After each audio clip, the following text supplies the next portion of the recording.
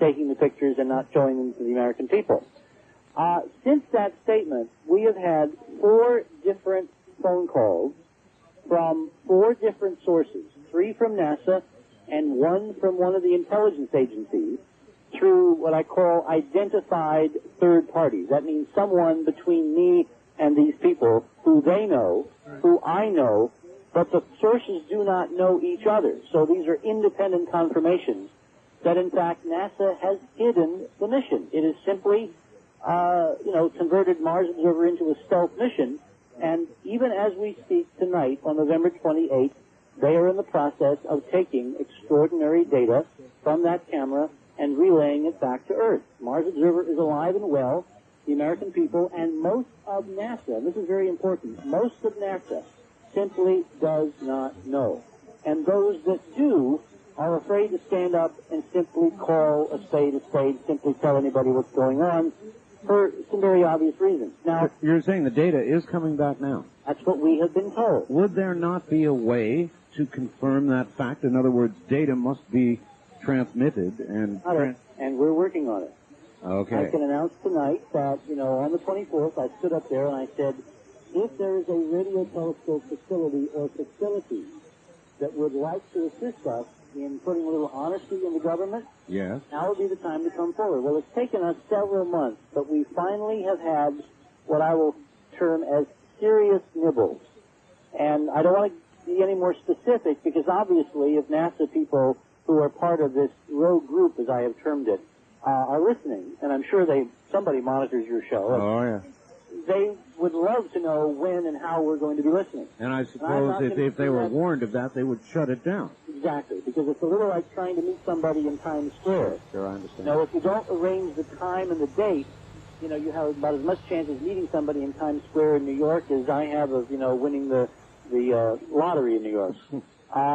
So if they knew when we were going to listen, and they knew from, more important maybe, is where we were going to listen, yes, they would then simply transmit to another receiver and another antenna on the other side of the world, and we wouldn't have a snowball's chance of, where of hearing them. So we're not going to get into specifics, but I can tell you that a very significant professional effort has apparently been ginned up and is apparently going to be put at our disposal in the very near future. I'm talking, a matter of a couple days, because of the suspicions of these people that NASA has not been telling the truth. And again, I want to tell you that 4 different calls from sources that don't know each other have basically confirmed through people that I know that, in fact, this is what's going on. And when you get 4 sources, look, Woodard and Bernstein only had 1, right? So we're doing them a lot better. 2020 is following this carefully. And if we get anything, obviously, we would let them and you and everybody else know. I've talked to some other network people in Washington. The day that I won the Angstrom, I was asked to come for a meeting with a senior network anchor and his entire staff. I was intrigued that he wanted his entire staff to be in on the meeting. And it was only supposed to be a few minutes. It went almost an hour. And he said to me, Dick, he said, I would love to believe that this could be right, but I can't imagine anybody in this town, meaning Washington, being able to keep a secret. Right. He said, you've got to bring me some kind of proof.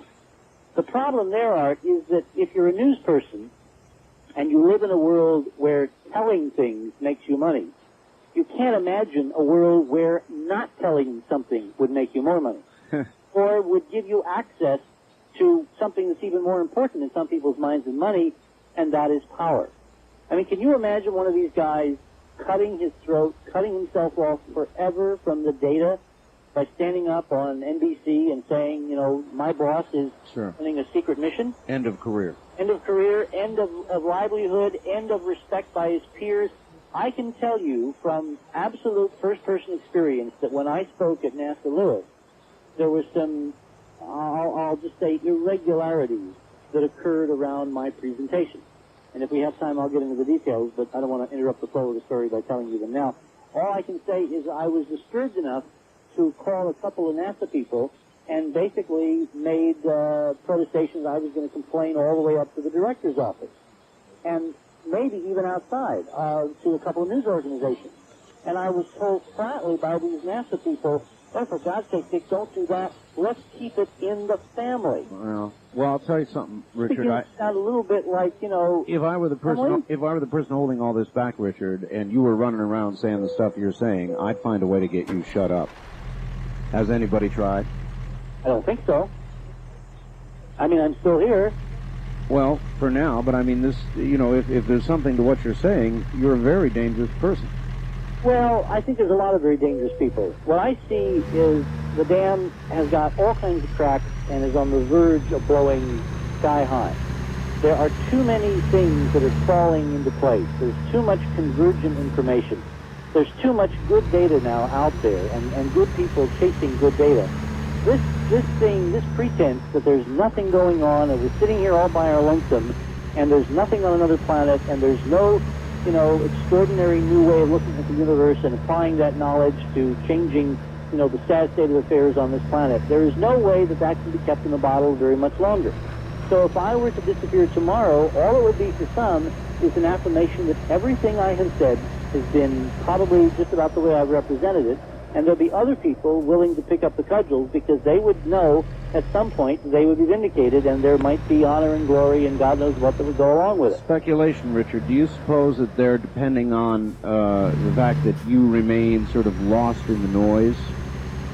I don't think so because, when you're taken very seriously by, as I said, network people, when you're discussing with the folks on Capitol Hill at the level that we're discussing, what's going on with the spacecraft. When you've got serious radio astronomers giving you multi-million-dollar facilities, which we could never hope to build on our own, to basically catch them in the act. That's a pretty powerful network of folks that stand against the relative few of those in government who I think have manipulated us on these issues for far too long. Remember, my model is that most of the system is honest.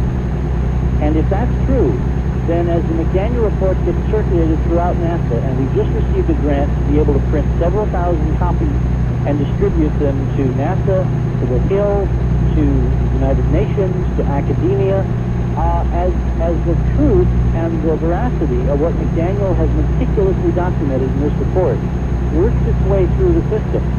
There'll be lots of honest people that will look around and begin to wonder what the hell has been going on and why have I been keeping my head down and not looking at what's been going on. So I don't think that the cover-up is going to obtain much longer. And in fact, I see evidence that there's a lot of desperation of what's going on. The last thing they should have done is to hit the spacecraft. If they toughed it out, if they had simply tried to stick to their timeline and given us these dumb technical reasons that we knew were dumb but the press didn't, they may have been able to pull it off.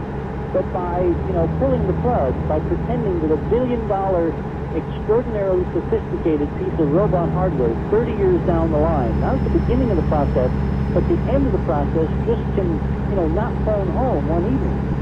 They have made an awful lot of people who are not even paying attention suddenly say, wait a minute, things got weird here. What is going on? So I don't think we're dealing with a 50-foot tall giant. I think we're dealing with a small group of very scared men, and they are men, they're not women, they're men, and they've been at this for a very long time. They've been living in a closed room, they have got very warped blinders on, they don't realize the world has fundamentally changed, and they're living in the past, and that does not make for good policy or wise or intelligent decision-making.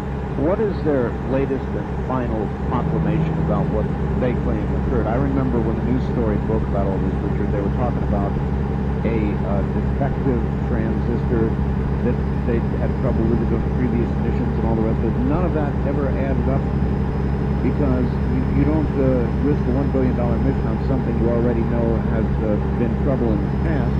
That didn't make sense. Then they talked about the possibility of pressurization and an explosion at that moment. What's the story they're sticking with at the moment? Well, the actual report is going to come out of the official, what went wrong committee around, certainly, in the next couple of days. On the 30th of November, the Safety Review Team with Dan Golan, who's the head of NASA, has appointed, which, by the way, consists primarily of people out of NRO, the Naval Research Laboratory, is going to make its report. It has been my prediction in print that what NASA is going to do is to take that report and, quote, apply it and sometime around January 8th, we will have a miraculous save. They will find the Mars Observer spacecraft. And the reason that they will find it is because, as you pointed out before, they have, in terms of NASA, they have an agency going down the drain. Oh, indeed. If the Hubble fix is not anywhere near as successful as it has been billed that it has to be, and you know the press is going to be super critical, and if they, don't tighten down 3 bolts, they're going to claim that the thing didn't work. They have got to have this spacecraft come back as an example of their brilliant technical prowess. Well, yeah, but what then? Then all of a sudden we're back to square one, and a look at the areas that you've been talking about, and the whole thing breaks open. So, well, yes and no, because if I were planning this strategy, and I'll put myself in their shoes for a minute, what I would be doing now is taking the pictures that we desperately all need. I would then use the supercomputer facilities that are state-of-the-art. Remember the big fuss from the Geographic a few years ago when they moved the Kepler Pyramid about 4 meters north for a cover on the magazine? So you're saying they jimmy the pictures? Exactly. And they will give them to us as live pictures, and by pretending that it's only a pile of rocks, they will hope fervently that it will all go away. Now, are people going to believe it? I don't think so. So it's really up for grabs. If it comes back and they try to do that, I would hope your audience would be at the forefront of an independent review panel to basically look at the algorithms, demand that they really be live images, and to scrutinize the procedures and policies that McDaniel has so forthrightly recommended. And you expect this about January 8th, but dependent upon the success of Hubble. Well, the reason that I say January 8th is kind of a true story. We were predicting January 7th. The reason it's January 7th is because on December 16th, in a couple, 3 weeks, the Mars Observer and Mars will go too close to the Sun for commanding, for the antennas from the Earth to successfully communicate. Right. Around January 7th, the spacecraft and the planet will clear the other side of the Sun and get far enough away so that NASA could resume normal communication. A logical time to try again. I said on a radio show a few weeks ago that they were going to do this on January 7th, and the following day, one of my sources, remember one of these unnamed sources out of the agency, Yes. called a personal acquaintance and said, tell Hoagland it's January 8th, not January 7th. So it's that specific. Now, whether they're going to stick to that timetable depends on how credible someone thinks that our predictions are, and if they want to play into our hands by basically fulfilling the prediction. I am hoping that they continue to think of it as a mosquito, which is what we've been termed in some quarters, and they think, as Power always thinks, that it has every bet ace, and that they do bring it back, because I have a feeling that there is going to be a rather remarkable surprise in terms of the reaction from the press and public if that in fact occurs. It's going to be a very long December. What do you expect? Give me your best prediction about what we will be told with regard to Hubble and what's going to happen here in Scotland. Well, I really haven't focused on Hubble. Well, you haven't, but you said something that intrigued me. You said something about that Hubble really won't be fixed. This is not a mission to fix Hubble. Golden said that. Dan Golden basically said, with all this money and all this enormous, pressure on, correcting the optics and the spherical aberration, putting these new, boxes in and all that, that don't be surprised if we don't get everything fixed. And in fact, the objective of the mission is not to fix Hubble, it's to prove that we can fix Hubble. Because the neatest, Washington double speech that I've heard in a long time. That's just something. If Hubble were to be fixed and lived up to the original expectations, would there be any application, Richard, do you know, for Mars? No, because, and the numbers are very clear here, you cannot see anything significant on Mars by looking at it with Hubble. The face itself is only about a pixel across. So that's under the most optimum conditions, and Mars is nowhere close to the most optimum. So, Hubble has not been screwed up because of Mars.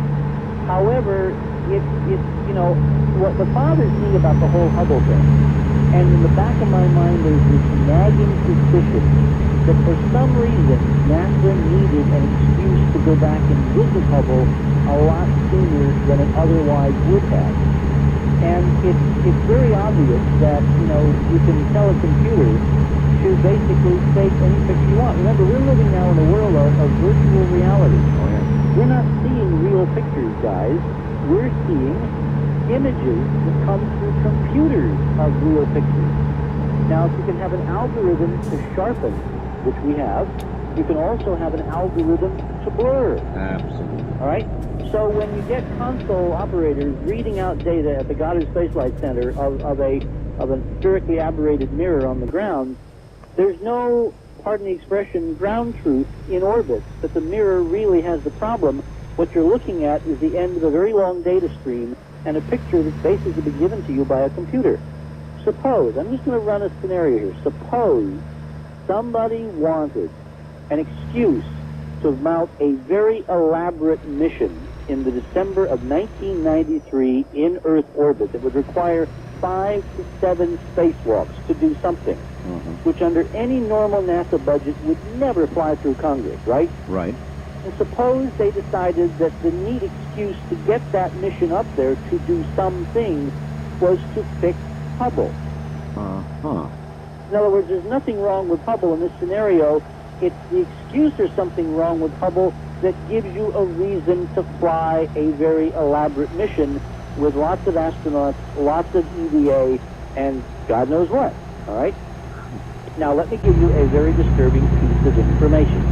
And I don't know whether this has any meaning, pro or con, or yes or no. I'm just going to lay it out.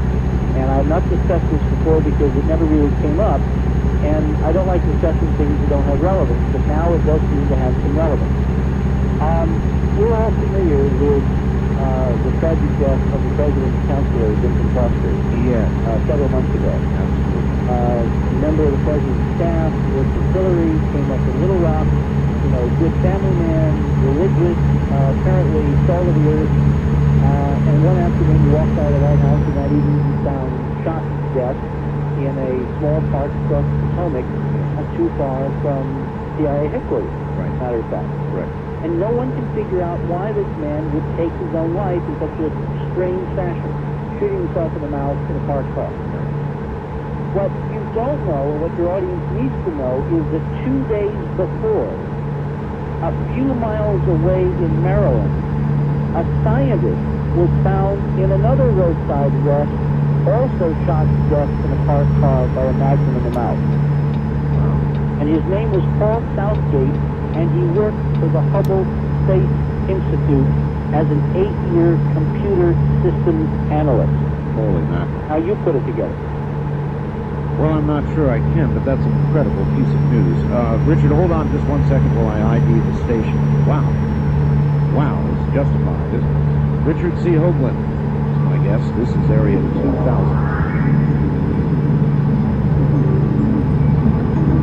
From Jackie Gone's Plaza downtown, this is KDWN Las Vegas. Well, all right, a lot of information to get out. I am going to go ahead and open the telephone lines this evening. And I can see we're not going to have enough time to do a quarter of what we ought to do.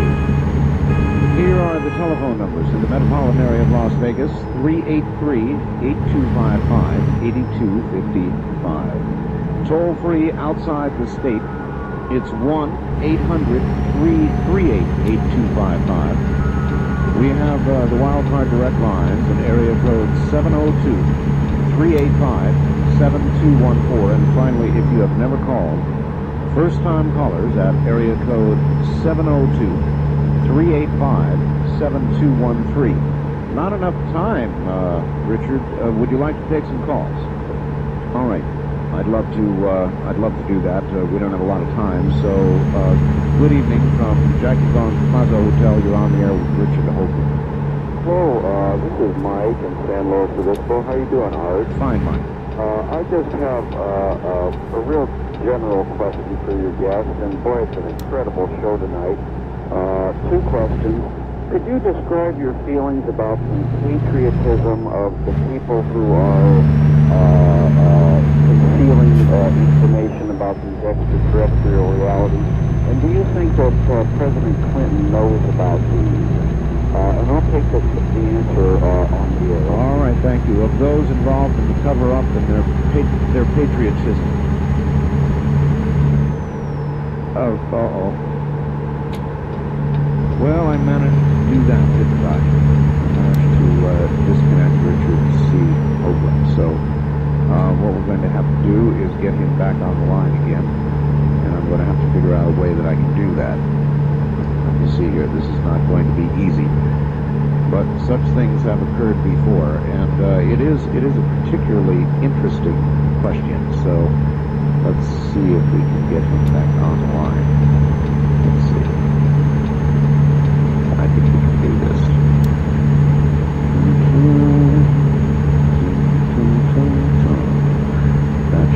That would do it if I could manage to. Let me see. I don't want to put this on the air.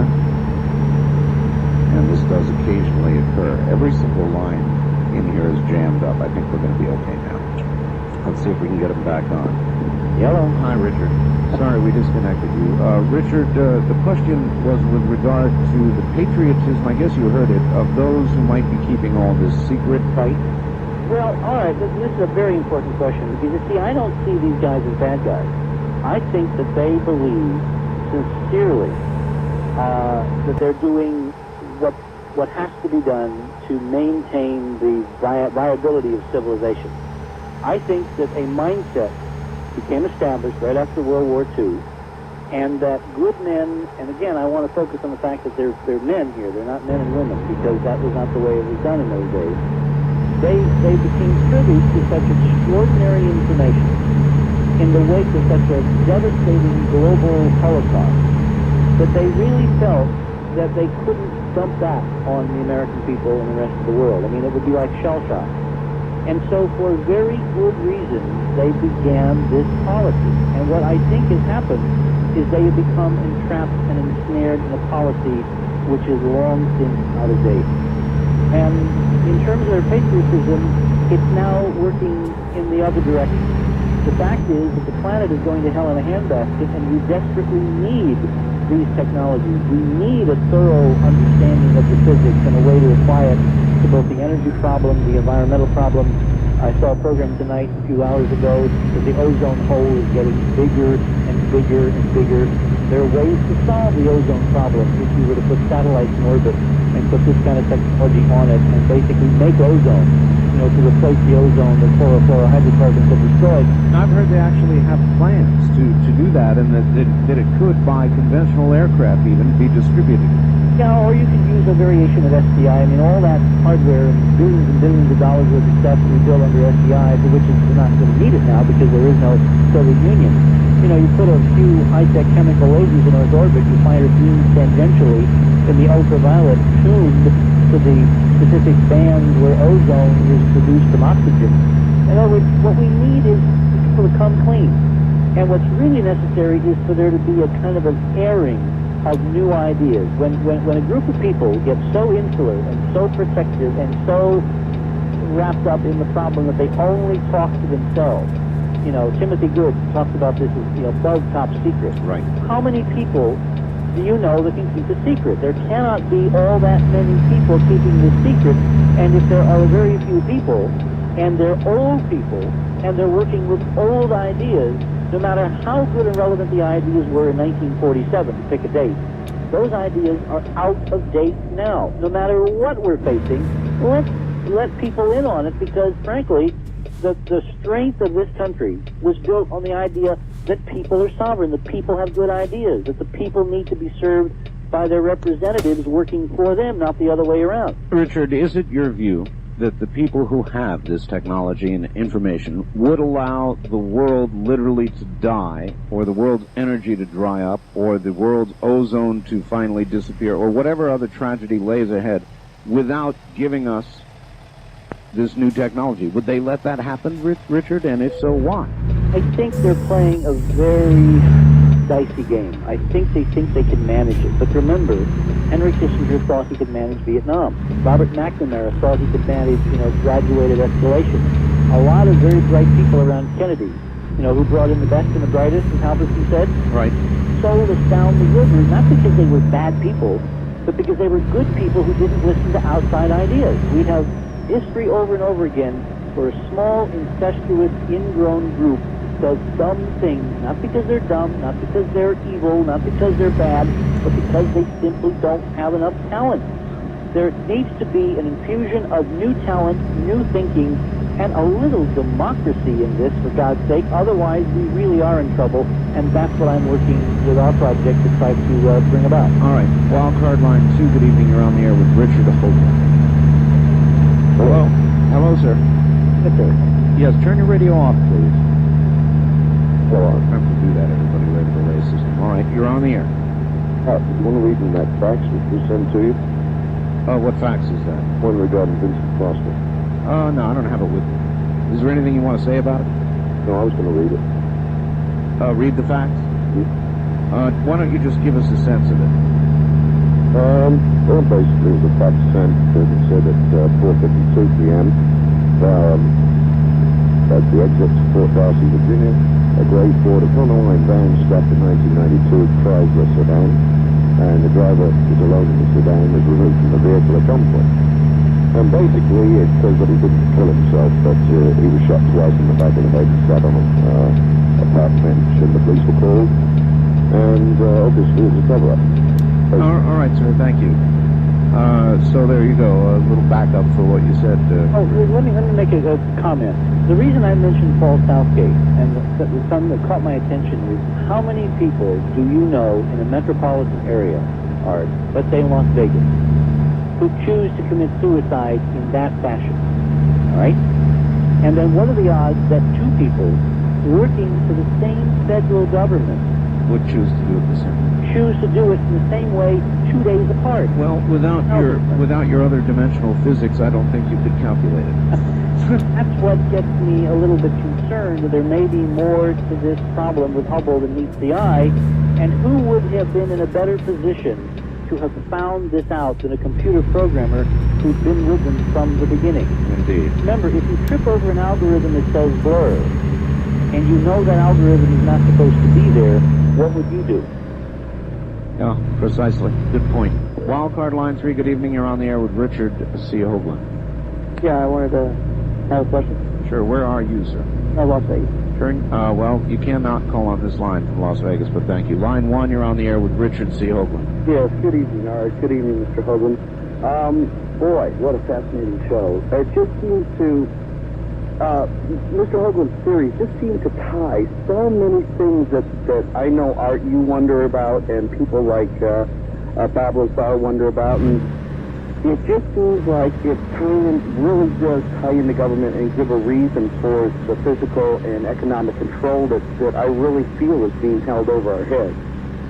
And I'm wondering if a lot of the funding for today's research, things that you seem to say somebody has been suppressing a part of Maxwell's equations.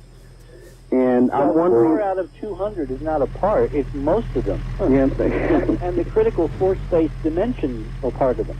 Okay, well, you got me there. I'm wondering who is holding back the funds. Is this the small elite group you're talking about? And do you really feel that they have links with, like, the trilaterals and that there is some type of world plan for world domination? I know there's a veritable alphabet soup out there of people trying conspiracy. And what I'm trying to do is stick to what we can prove. And what we can prove is that 100 years ago, some very bright people began looking at a physics that if we had followed that path, if we'd not gotten ourselves trapped in relativity, if we had not dismissed the four-dimensional terms in Maxwell, if we'd taken seriously the mathematical topology, and we're talking published reviewed science, all right? We would have gone down a very different road, and we'd have starships tonight, boys and girls. You know, Las Vegas would not be the gambling center of the United States, it would be the gambling center of the galaxy, all right? We didn't do that. And my question in hindsight, now knowing there are a set of artificial structures on a planet called Mars, that your space agency does not want you to see, as documented by Stan McDaniel, I ask myself, what would happen if history had been different, and when are we going to grow up and take control of our destiny and make it different? Amazing. All right, sir. Yeah, also one thing, Art, something that Linda brought up the other night, the body count around 72 go up and up. Thanks, Art. Have a good evening. Thank you. Thank you very much. It's true. I had a guest on my syndicated program the other night, Linda Thompson, who's produced a videotape called Waco, the Big Lie. And you might be interested in some of that information, Richard. There is a body count surrounding President Clinton right now with regard to those who died at Waco, his bodyguards, others who have died around the president. And the body count is getting to be very significant, and some of that information probably ought to be given to you. Let's keep moving here. Wildcard Line 3, you're on the air with Richard Hoagland. Hello. Oh, yes, Richard. Yeah, Al, Art. How about Al Bullock, getting into his, All right, that doesn't relate to this. Thank you very much, sir. No relationship here. Line 2, you're on the air with Richard Hoagland. Hello. Yes, Dr. Hoagland. It's Mr., but thank you. Yes, a couple questions, and you can choose to answer either or both of them. First, how would you distinguish the quality of your interpretation of the NASA photographs to those observations made by, for example, Percival Lowell of the canals on Mars? And second, totally unrelated, what would the minimum number of people in NASA be in this rogue group who would have to know about this project of turning off the observer and taking stealth photos? Okay. In other words, do you envision cables going off into another room? What about the legitimate people who would normally be working on this project? Would they have to know about the rogue group? Yeah, that's a good question. Yeah, well, they're both good questions. Let me take the first one. There's no valid comparison between what our group has done. And remember, our group consists of, world-class, people in image processing, geomorphology, and the like. And I can give you a long list of who they are, or better yet, you can get my book, or you can see the videotapes and see who they are. We're looking at data that is digital data. These are not visual impressions. Lowell did not take pictures. Lowell was looking through a telescope, he and his colleagues at Flagstaff up north in Arizona, and they were drawing, what they saw through the eyepiece. These are images that were recorded not on one orbit, but on minimum of 2 separate orbits, 35 days apart, 2 different sun angles, and the features down to the half a football field pixel resolution of the images verifies the features that we're seeing at both sun angles. And we have brought to bear an extraordinarily sophisticated range of technologies, everything from shading to fractal analysis. And people like Mark Carlotto, formerly at the Analytic Sciences Corporation, has published his own papers and a very good book called Martian Enigmas, where he lays out in exhaustive and redundant detail how the image processing validates what we're seeing. McDaniel, in his report, which you can get a copy of by calling our 800 number, which is 1-800-424-0031, as well as all the tapes and the books and everything. McDaniel does the same thing. He independently corroborates the methodology whereby we're doing real science. And it's the kind of science that your space agency should have done, and probably, frankly, if you want my opinion, did do, but they never told anybody. That's where they predicated going back to Mars Observer. The camera, Malin's camera, was placed on the spacecraft shortly after I brought our first results from the Independent Mars Investigation Team to David Webb to the Reagan White House.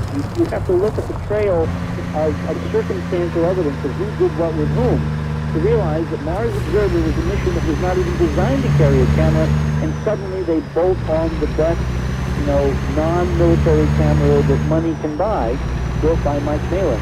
They then set him up with an independent laboratory in a godforsaken place called San Diego, hundreds of miles from the nearest planetary scientist, and they give him an independent access without accountability to sit on these images for 6 months, which has never been done in the history of NASA before. I mean, how much do you need to know before it begins to smell a little bit like maybe somebody's not telling you the truth? On the other question, how can 5 guys in a room run this thing without the rest of NASA knowing? Because it was designed to be run by 5 guys in a room. Would the others know about that? No. What I think happened, if you want my bit-by-bit analysis, is that when the commands were uplinked on Friday evening, remember it was lost on Saturday. On Friday evening, the last command load was sent up from the ground, from JPL to the spacecraft to update it on navigation. It had everything on board in the computer it needed to know to put itself all by its lonesome in orbit around Mars. Only after that did it, quote, disappear, boys and girls. Then we're told that on Saturday night, 24 hours later, what NASA did was, as part of this program, command the radio on board to turn itself off during the next critical part of the sequence. Now, this is absolutely cockamamie. Never in the history of NASA, in the history of anybody's space program, has a spacecraft radio during a critical part of a mission been commanded to turn itself off. Do you believe that a secret control room is on site at NASA or JPL or someplace else? It could be anywhere. This thing could be run basically with a souped-up, mask. All right. I'm kind of pushing it, but the level of sophistication, the level of technological diversification, of democratization that this spacecraft embodied was so extraordinary that experimenters could literally run their experiments out of their dens with a home computer if they wanted to.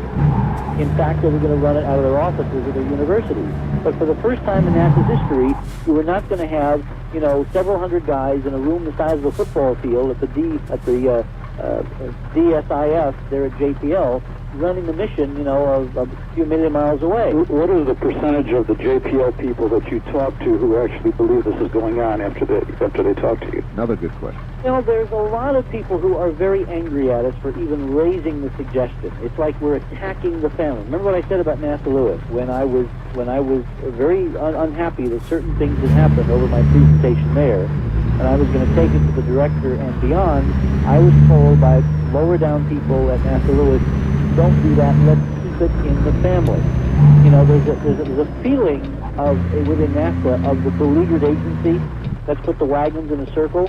So anytime you make an accusation like this, particularly if it comes through the press and doesn't come, one-on-one, you get people thinking you're attacking NASA. What I'm attacking is the people who have hijacked NASA and hijacked the Constitution and hijacked this mission, again, because they think they're serving a higher power. They think they're protecting us from a fate worse than death. At the National Press Club, I talked at some length about the so-called Brookings Report. Art, are you familiar with this? Yes, I'm semi-familiar with it, yes. This is a document that we found in NASA's own files in several federal archives. It was commissioned by the agency back in 1959, when the ink was not even dry on its charters. Basically looking outside NASA to several hundred independent consultants at top-flight universities and institutions designed to lay out a blueprint for what NASA should become. And on page 215 and 216, it's very interesting in the document, it refers to the implications of the discovery of extraterrestrial life. And what's amazing when we discovered it is that it talks very forthrightly that someday in the solar system, NASA spacecraft might well discover artifacts left by intelligence on some other planet. And it lists 3, Mars, the Moon, and Venus. It then discusses what NASA should do about such information, and it considers the possibility that it might never tell the American people because of the potentially devastating social consequences if this information were released willy-nilly or in an irresponsible fashion. All right, thank you, caller. That's a good call. Have you contemplated that at all, Richard, the social implications of the release of the kind of information you've been talking about? Of course. Well, I asked this of a lot of guests, Richard. Suppose you had incontrovertible proof that all of this existed. Would you release it? So when you say all of this, remember, our team... The artifacts. Our team is Just for now, the artifacts. If you could prove that, lay it in front of the public, absolutely, would you you hesitate? Would you think about the social implications of what you were about to do, or would you just do it? We have discussed the social consequences. We've brought people on board the team, like Dr. John Wilson, who was a psychologist at Cleveland State University, who was the founder of what's called PTSD, that's post-traumatic stress disorder. Right. He served in Vietnam, and he labored for 20 years to get, the Veterans Administration and other, medical authorities to understand that, war had this horrific, horrible impact on men and women who went through the Vietnam experience, and it now has a formal name. It's called PTSD. Well, when John and I met at a conference some years ago, I invited him to become one of our consultants and colleagues because he and I discussed what I call pre-traumatic stress disorder. How do we prevent the kind of stresses that this kind of information would engender in the population at large? And what he and I discussed, and many others have discussed on this project, is simply this. When the founders of the Constitution were considering the grave questions of life, liberty, and the pursuit of happiness, they didn't say life, liberty, pursuit of happiness, what? In other words, if this is all real art, if these are real decisions that we need to be making, then you can't treat adults as children. You can't pretend that there are certain things they should not know, because what you've done is to abrogate the whole idea, the foundation of responsible representative government. You have got to include them in the decision-making process, particularly after 50-some years, and when, in terms of our data and our data alone, the evidence is safely several million miles away and was abandoned 500,000 years ago. There is no conceivable reason for keeping that kind of information secret other than once you open the door to this box, once you admit that extraterrestrials exist, then all of the other weirdness and shenanigans and hanky-panky and lies and deception that this government apparently has been involved in on the subject automatically fall out of the closet. So the problem is really much bigger than the artifact. The problem is gets to the core of, do we live in a representative democracy, or has somebody hijacked the Constitution and we're just along for the ride? This is a big question. Big question. It's very clear.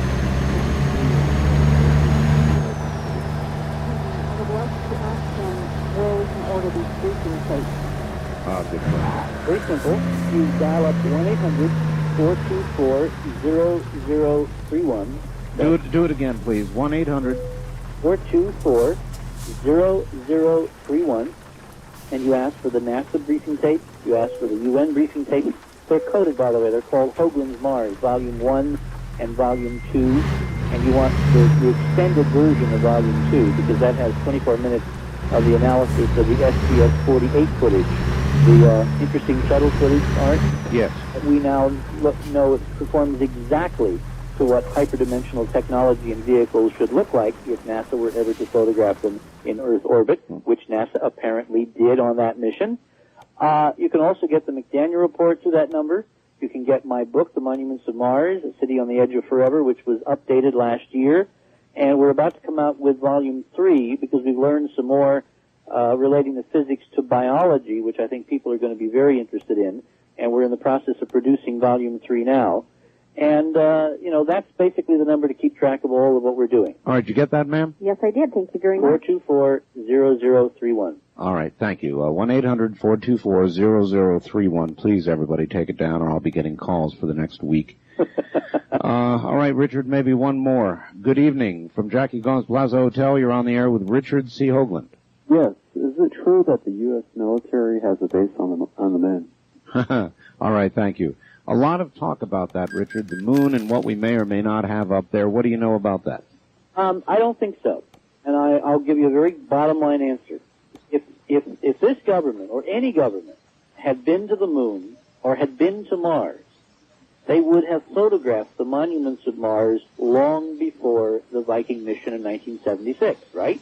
Sure. And then, would they ever have allowed the public space agency to A, take the pictures, or B, to make them public? Answer, of course, has to be no. So I see all of that as another wonderful set of levels of disinformation. Remember, if you can't keep something secret, you put it out there in such a weird, twisted way that nobody in their right mind who has car payments, in school, trying to make a living, trying to earn a buck, Sure. ever have the time to figure it out? Richard, we're out of time. I have. It's not enough time. I could have used you for hour upon hour, and I'm going to see if I can arrange that. I want to thank you for being our guest. A wonderful appearance. Thank you, Art. Take care. Okay. Richard C. Hoagland. And wasn't that fascinating? All right, well, that's it. I'm sorry. The clock says we've got to go. For those of you who wish to get hold of me by amateur radio, at about 1 o'clock in the morning, I generally show up on 3857 in the 75 meter band. That'll be about 1 o'clock this morning. Other than that, I'm sorry. We've got to go. Thank you, and good evening.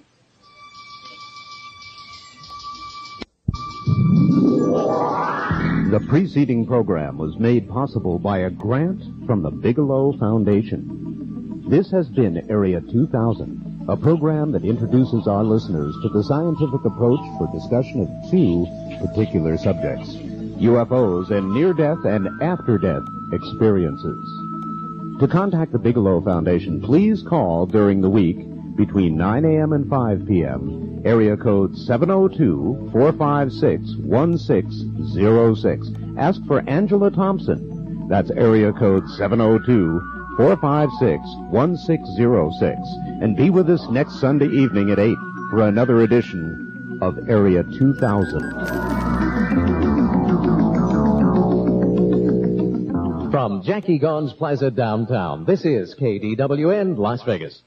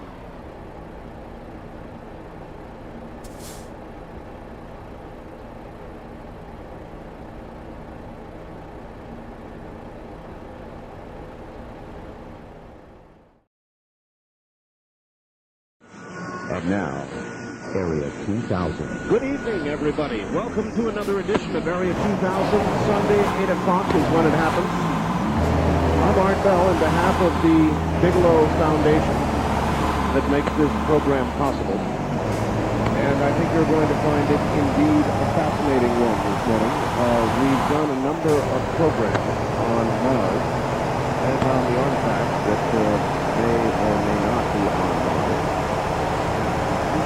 We have Professor Stanley McDaniel.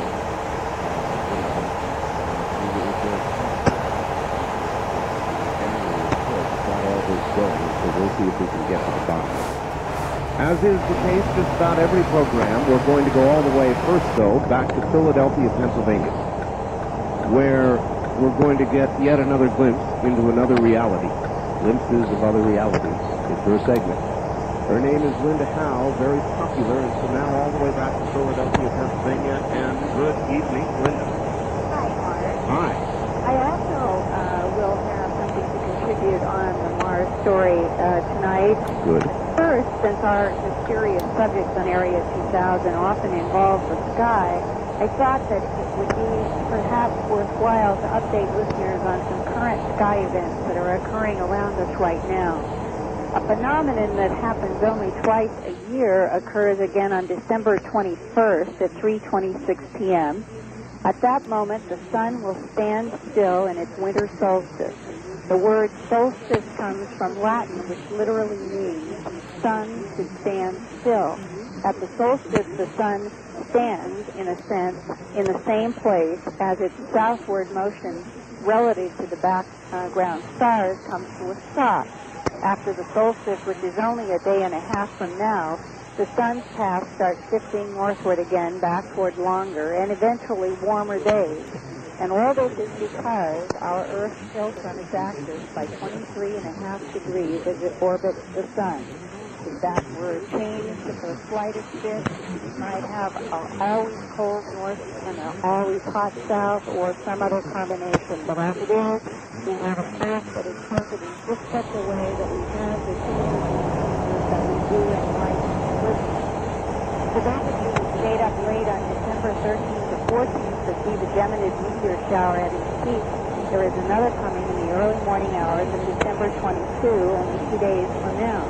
That is the Ursus meteor shower, which appears to come from the direction of a little different constellation. Around December 22, you should be able to see 20 meteors an hour until sunup. After 600 years, caucuses begin again, and their exploration of the unknown. The Triad Research Conference series begins January 22nd to 23rd in Scottsdale, Arizona. Triad on the question, are there intelligent life forms out there? Triad says that its goal is to bring challenging fields of research to locations around the country so that professional education can reach more people in more parts of the country more frequently. For ticket information, there is a phone number to call in Springfield, Missouri. That number, if people can write this down, is area code 417-882-6847. That's for ticket information for the Triad Conference in Scottsdale, Arizona, January 22 to 23 on the question, are there intelligent life forms out there? Researcher Angela Thompson with the Bigelow Foundation also has received a report from Freeport, Texas, that a radio man aboard a Coast Guard cutter said that around 1:30 in the morning, Sunday, December 14th, overhead. He said the object had an orange glow as it through the binoculars and thought he could see windows. According to the report, the object rose into the sky, turned a blue color, and then disappeared. The Coast Guard radio man said that shortly afterwards, a very bright object shot up from the ground in the direction of the object, and they also disappeared. Tonight, our guest on Area 2000 is Dr. Stanley McDaniel, Professor Emeritus and former Chairman of the Department of Philosophy at Sonoma State University in California. This year, he published an analysis of research on unusual surface features in the Cydonia region of the planet Mars and raised some serious questions about NASA's mission priorities or lack of priorities in the Mars Observer regarding the Cydonia region. Now the observer appears to be lost for yet unknown reasons, but Professor McDaniel's report emphasized that the scientific analysis by several scientists of an unusual face-like feature and nearby pyramid-like features in 1976 Viking orbiter photos suggests that the features might be artificial. Artificial structures on Mars, if proven, would force a redefinition of human evolution in a larger cosmos that has other life forms. Tonight, I discussed that issue of possible artificial structures in the Martian Cydonia region with Dr. Mark Carlotto, Ph.D. in electrical engineering from Carnegie Mellon University in 1981. He has worked in fields of image processing and satellite remote sensing for over 10 years. Dr. Carlotto has authored scientific papers about his computer enhancement work of the unusual Martian features in such prestigious journals as Applied Optics, Digital Signal Processing, and the Journal of British Interplanetary Society. He also authored a recent book about his work entitled The Martian Enigmas that shows how computer enhancement has helped to get more details from the original Viking photographs. Tonight, I began by asking him if he thought the face was artificial, not made by nature. I think that there's a 51% chance that it's artificial. Only 51? Well, I like to be conservative. However, I think the 1% over even odds is more than enough to justify the work that I've done and others have done, because the payoff is so great. I like to try to be careful not to oversell this. There's really no way of verifying dealing with remotely sensed imagery, and Mars is one example. But whenever we're doing studies of satellite imagery of the Earth and doing landform analysis, you really need to look at the ground truth, because you can be fooled by imagery, and you really need to go there to know for sure, or you need to have imagery that's just so good that there's no question about it, and that's not the case. Quite frankly, I think I feel that, and I always have felt that there's a fairly good chance that this is artificial. But I like to be conservative and kind of keep things conservative in my estimates of this. What were your own personal first thoughts when you began to think, my God, this is artificial? Like I said, it was almost an intuition when I first saw the face on Mars in the newspaper article, that something about it just sort of grabbed me, and you really have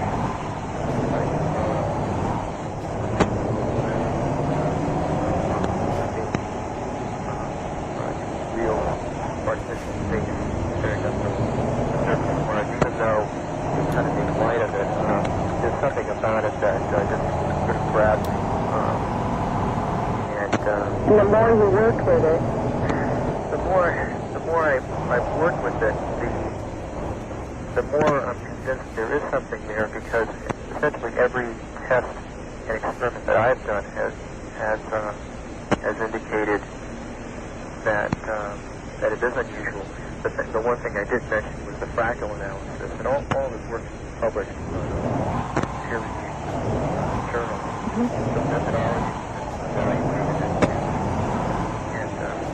and in fact, these are methodologies that have been applied to other imagery, planetary as well as terrestrial imagery. But the fractal analysis showed the face to be the least natural object in an area about the size of the state of Rhode Island.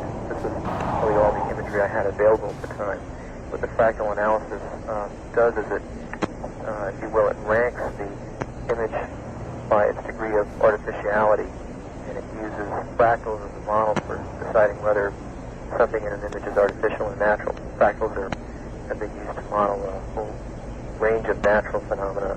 In fact, if seen the Star Trek II, the Genesis sequence where they create this magnificent planet. It's all done with computer graphics and fractals. Well, essentially, we're doing the fractal analysis is turning it around instead of using fractals to generate images, using fractals to analyze it. And to do this, the base stands out like a sore thumb. As being totally anomalous. As being highly anomalous. In fact, being the most anomalous feature over this area I mentioned, slightly greater than the size of the state of Rhode Island. And then the question that remains is, if it is artificial, why did somebody build something that was a mile high and a mile and a half long, shaped like a primate head? Well, that's anybody's guess. I mean, that's a loaded question. A lot of people have speculated on terrestrial connections, and I think basically, I guess I like to take things one step at a time, at least in this sort of a conversation. Say just this, that if the basis is artificial, then it's going to change all of our lives. The sort of juncture we're at right now is trying to collect some better imagery to decide whether this is in fact artificial or natural. If it's artificial, then it's going to open up a whole range of investigations. And the impact of artificial structures on Mars might, in fact, overwhelm the scientific community. Professor McDaniel pointed out in his analysis that in 1960, 33 years ago, the Brookings Institute was contracted by NASA to prepare a report called, quote, "The Implications of a Discovery of Extraterrestrial Life," unquote.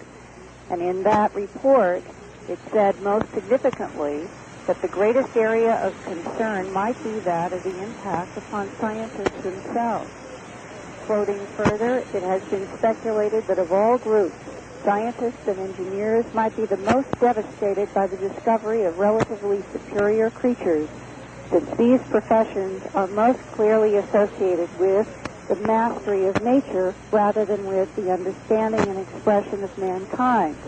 As a result of these possibilities, that major social upheaval and psychological devastation of many scientists might occur, the report spoke of the possibility that scientists and other decision makers might interfere with the release of extraterrestrial information, even to the extent of withholding it altogether. And that, Art, is from a report, 1960, the Brookings report to NASA, right early on, that already implied that if we did have information about other life forms in the universe or the solar system, that the next step might be total repression in order to save the status quo, I guess, of the scientific community. And I think this would be a very important subject to discuss with Professor McDaniel. Do you really think that would Hello? Hi, Linda. Do you really think that would occur? Do you really think that the scientific community, I'm asking, I guess, for your opinion now, would turn its back to the degree that they would cover it up and just sort of close their eyes and deny it? I have experienced that personally in my investigations of the axe mutilations for 15 years. I have experienced having people look at the hard data that shows that an excision in an animal was not cut with predator's teeth, that it actually was cut with high heat, and still insists that it had to be Clostridium bacteria.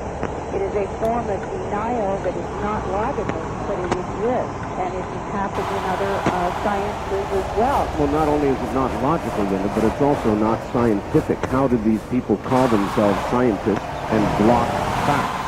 Well, this is probably one of the cruxes to why there is a government policy of silence on this whole other alien life form issue. And ours is not to debate this tonight, but I think to explore with a man who's done a great deal of thinking about the whole NASA mission of trying to get out into this solar system and to explore And if, in fact, there are artificial structures on Mars, why is it that there has been resistance about photographing the Cydonia region again? Why is it that science would not be the first in line to say, let's go back and take a look at these features and let's try to get closer photographs? Right now, we don't have an orbiter up there with a camera. We had hoped that we would. I understand that in January or February, we will be launching another unmanned orbiter to the moon to do a photographing of the surface of the moon. It's called Project Clementine. And that there's a possibility that that orbiter may be also sent to an asteroid. If we are going to be able to do that, it is possible that these kinds of photographic orbiters might be launched again to Mars in the near future. One way or the other, I think that Professor McDaniel would agree, it's important that we at least try to resolve what might be in that Cydonia region to the best of our ability and open our minds to the fact that we are possibly, or very probably, It is the most important question to mankind, Linda, without question. Another wonderful report. Where will we find you next week? let's see, next Sunday, I think I will be back in Philadelphia again after a trip to Tennessee, and I may have a report from there to share with you next Sunday. That's excellent. We'll look forward to it, and thank you very, very much. Yes, and my best to Professor McDaniel. I think his report is going to be coming out in book form. It's extremely important information, and I'm glad he's on tonight. All right. Thank you, Linda. Good evening. That's Linda Howe. That was a good report, and it relates and makes it a kind of a neat segue to Professor McDaniel. Professor McDaniel is, of course, the author of the McDaniel Report, much discussed in scientific circles. The basis of, as a matter of fact, a couple of other shows that we've done, most notably with Richard Hoagland, and we'll ask him about that. Professor McDaniel has quite an extensive professional background. He's a member of the board of directors of the Alan Watts Society for Comparative Philosophy in Sausalito. Was that rather in 1972-1974. A member of the Society for the Advancement of American Philosophy. A member of the American Philosophical Association. A founding vice president of the board of directors of the Foundation for Critical Thinking. Professor Emeritus at Sonoma State University in 1992. Chairman, Department of Philosophy, Sonoma State University, 1971 through 1984, California, 1966 through 1992, and instructor Brooklyn College, the City University of New York, 1964 to 1966. And I should say many books and manuals published, but most notably, and I guess recently, the McDaniel Report, very, very controversial report. Here is the professor, Stanley V. McDaniel. Professor McDaniel, good evening. Yes, good evening, Art. Welcome to the program. Thank you very much. That's quite a background you've got. When did you read the whole thing? I did. It is fascinating what you've done, and I've had many people talk about it. One of the recent guests we had that covered quite a bit of your report and speaks about it is Richard Hoagland, and I wonder if you're familiar with Mr. Hoagland. Well, I have spoken with all of the researchers in this area over a period of over a year, and Richard Hoagland, of course, being one of them. So I've had extensive telephone conversations with Hoagland and DiPietro and the others who have done research in this area. Yes. All right. It's almost hard to know where to start, but what made you publish this report, and how did you get involved with all of this? I'd be happy to talk about that because it is rather interesting. I had seen a copy of a book by Randolpho Pozos, The Face on Mars, which was published around 1987, I believe. And this book by Pozos, who's an anthropologist, is an account, a blow-by-blow account of a computer conference that was organized by Pozos and Hoagland on the topic of the Martian phenomena, which lasted over a period around 1984-85.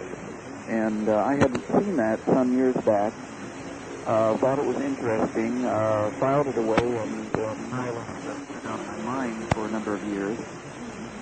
And a year ago, September, when I heard of the Mars Observer being launched, I remembered that report and began to inquire, trying to find out whether or not the spacecraft was going to photograph these objects. And I did some searching around, trying to find this out, and stumbled across a couple of documents. One was 1992 edition of Richard Hoagland's book on the Monuments of Mars, which in its appendix gives an account of the apparent likelihood that the Mars Observer would not photograph the objects. That upset me, and then I saw also an article by a man named Harold Toren analyzing the possible geometrical shape of one of the objects in Cydonia, what's called the D&M Pyramid. And I was tremendously impressed by the scientific care taken by Mr. Toren, who is a cartographer with the Defense Mapping Agency in Washington, D.C., and very highly qualified. And so I began to write up some topics that might be used for a radio program on this issue. And in fact, I was trying to get the PBS radio people to do a program on this, and I was writing up issues that might arise. And as I got further and further into it, I began phoning the different researchers, talking with them, thinking, well, maybe this will turn into a paper of 30 or 40 pages. And as you see, and perhaps you have it there in your hands, it ended up being a book of almost 200 pages. So that was how I got into it. All right. Prior to the Viking photos, how good was our imagery, or what imagery did we even have prior to Viking? Anything? So I think there were Mariner 9 images of Mars and even of that area, and I believe the resolution was around 300 meters per pixel, if I'm not mistaken. Mm-hmm. Maybe I may be not quite right about that, because I didn't devote a lot of time to that. And that would have been such a poor resolution you couldn't really tell much at all. How much of an improvement was Viking? Well, then I think it's 150 feet, or around 50 meters per pixel for the Viking. So that means that each dot on the digital photo is no smaller than 50 meters across. 50 meters across. So we went from 300 to 50. I believe that was correct, yes. And just as a matter of curiosity, had the Mars Observer done its job, what would the resolution have been there? It would have been around 5, I think, is what it was. Meters. In other words, it would have actually settled the question. Oh, yes, probably. Not absolutely, but it would have given such quality that a great deal more information will be obtained. Yeah. All right, Professor, let me quickly identify the station. We'll be right back to you. Surely. Professor Stanley McDaniel is my guest. This is Area 2000. From Jackie Gone's Plaza downtown, this is KDWN Las Vegas. It's a Sunday night. This is Area 2000. I'm Art Bell. Back now to Professor Stanley McDaniel, author of the McDaniel Report. Professor, are you still there? Yes, I want to correct myself. I said 5. I was thinking of a different camera at that point. No, it would have been as low as 1.4 meters per. Oh, my. Yeah. Mm-hmm. So that's very, very precise. Yes, indeed it is. With what we have right now, and with all the study you've done, how convinced, I mean, you heard the guess that Linda had. He suggested a 51% probability that the items on Mars, the structures, are artificial. Mm-hmm. What percentage would you assign? If I might, can I spend a moment on that? That was Dr. Carlotta who was speaking, with whom I've spoken a number of times. He pointed out that he tends to be conservative on this. But the guiding principle behind my report is this, and it's the one that Dr. Carlotta was also following. That is that any reasonable degree of doubt regarding whether these objects are natural or not creates a profound and compelling ethical obligation for the government and NASA to give extremely high priority to obtaining high-resolution photos of these things. And so that's what Carlotta was saying when he said if there's even a 1% favorable tilt to the data, that produces a tremendous obligation on the part of the scientists to look into it further. One would imagine that with even a 20 or 30% probability, that would be more than enough under the circumstances. That would seem to be the case. Now, my judgment is this. I have gone through, as far as I know, all the research that's ever been done on this thing. I certainly may have missed some, but I think I've not some. I looked at that research from the point of view of scientific methodology as is understood in the area of philosophy of science. And I have found that the data consistently tilts in the direction of artificiality. There has not been one single test performed on the available data that does not tilt in that direction rather than tending to disprove the artificial nature of the object. So I would say that the chances are higher than 51%. As a matter of fact, if you get really deeply into the data, you begin to feel a chill on the back of your neck because it just looks like you've got to say these things have got to be artificial. But being scientists, we have to be cautious, and so I wouldn't want to give a definite percentage, but I think it's more than 51%. What about hard math in this area? And I don't want to get too technical because it's a general audience, but sure. Is there a way, Professor, to do some math and to put probabilities and to input all this to a computer and for it to... Yes, actually, a professor of physics right now is in the process of trying to develop a statistical analysis of the data that's been developed by the other researchers, and I have hope that we'll have soon some results. I would say that in Richard Hoban's book, he made The Monuments of Mars, he also made a move in that direction. There is a small question issue there, too, and some formulas in mathematics. Yes, well, he claims to have developed some new form of physics to apply to some of the equations he used. I didn't quite understand all of it. But even with, I guess my question is, even with standard mathematical formulas, you're suggesting there is a way to approach this. Right. Actually, those are two different issues. The physics that he's working on has to do with the interpretation of the possible meaning of the objects. And what we're talking about here is a statistical effort to show the probability that the things are artificial, which is a little different from that. All right. What have you done along that line, and what can you tell us about it? Well, there are at least two that could be brought into view. First of all, maybe I might go back to a comment made by Dr. Carlotta. He said that data taken from a distance, photographs, images from spacecraft, are not proof. And, of course, he asked for what they call ground truth. In other words, somebody actually standing there looking at the thing. Mm-hmm. Now, that's often mistaken to mean that there's no evidence that the things may be artificial. The general public often confuses the difference or doesn't understand the difference between proving something is true and establishing a probability that it might be true. Now, the data that comes in from the spacecraft, the Viking photos, is evidence, and analysis of the data shows that evidence tilts in the direction of the spacecraft may well be artificial. So it isn't as though if you don't have ground truth, you can never have evidence. The photographs are definitely evidence. Let me ask this. If an individual were standing there, virtually in front of the face, is it probable that individual would be able to scientifically come to some determination, or would the scale of the object perhaps, in other words, what evidence could one gather on the ground? It's a question that's often asked. It's hard to say until you're there.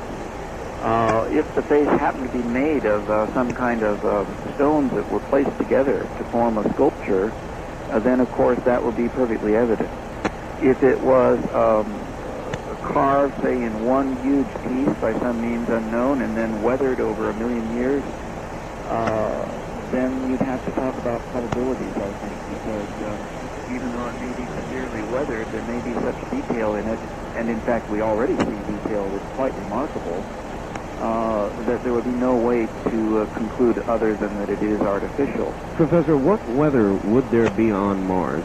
Storms to start with. There are high winds. The dust storms are not common in the area of Cydonia, but from time to time there are planet-wide dust storms. So there is wind weathering. There has been water erosion on Mars, although I believe in the area that we're talking about, that is not likely to have been the case. There's, of course, heating and cooling that produces fractures of various sorts. Those kinds of things can produce changes. What is the atmosphere of Mars made up of? Mostly carbon dioxide. Carbon dioxide. And it's very, very thin, but it is enough to support winds and weather. And it would be, I presume, corrosive in nature. The wind certainly would be. Well, yes, especially down the slope by the wind, yes. There's no way to estimate the age at this point of the objects, is there? No, there is one hypothesis,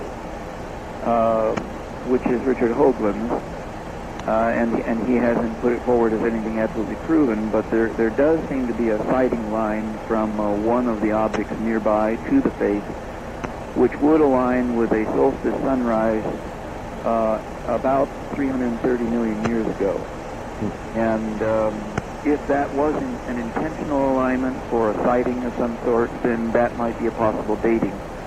Vincent DiPietro and Gregory Molinar and Dr. John Brandenburg, who are another group of researchers, feel that is not likely, and they believe the objects are in the order of many, many more millions of years old than that.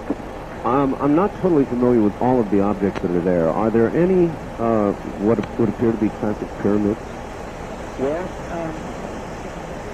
there is a group of faceted objects. Facets, in other words, they have sides that seem to be fairly regular, like pyramids, about 8 miles west of the face. And then south of the face and south of that group, which is called the city, is the huge object called the D&M Pyramid, which also appears to have evenly faceted sides. The reason I pursued that is because, of course, the pyramids in Egypt were mathematically quite precise, and I think oriented in a mathematically precise manner. Yes. Has anybody taken a look at the objects on Mars for a comparison? As an architect, actually as an architectural designer named Robert Feartek in Connecticut, has done careful analysis of these objects. He studied them for 4 years, and especially the pyramidal shapes in the area called the city. And of course, when we say the city, we don't mean there is a city there, but it's referred to in that way as a metaphor. And he came up with the conclusion that the arrangement of the objects and the regularity of the faces that are visible is very, very hard to explain other than as an architectural complex of some sort. And in my report, I do a quote from a short paper of his on this topic. So he has found architectural symmetry in this group, and there's even some drawings in my report on this that show some of the measurements. I'll say the most outstanding one is this. In this group of objects, there's a little arrangement of what appear to be 5 little hills. They're probably around 100 feet high, and they're arranged like a cross. There are 4 of them at right angles to each other, and then 1 right in the middle. And this has been called the city square. Around those objects, these large pyramidal shapes look roughly, when you look at them, they look like they're in a sort of a pentagon. Now, Mr. Firtek made very careful measurements. He checked and rechecked from the apexes, or the tops, the very pointed tops of these pyramidal shapes that surround the city square, and he found that they form an almost perfect pentagon shape with equal angles in the right places for a symmetrical pentagon. This is of significance not only because it is almost impossible that would happen by chance. It'd be very difficult to find 5 mountaintops to measure like that, come up with regularity.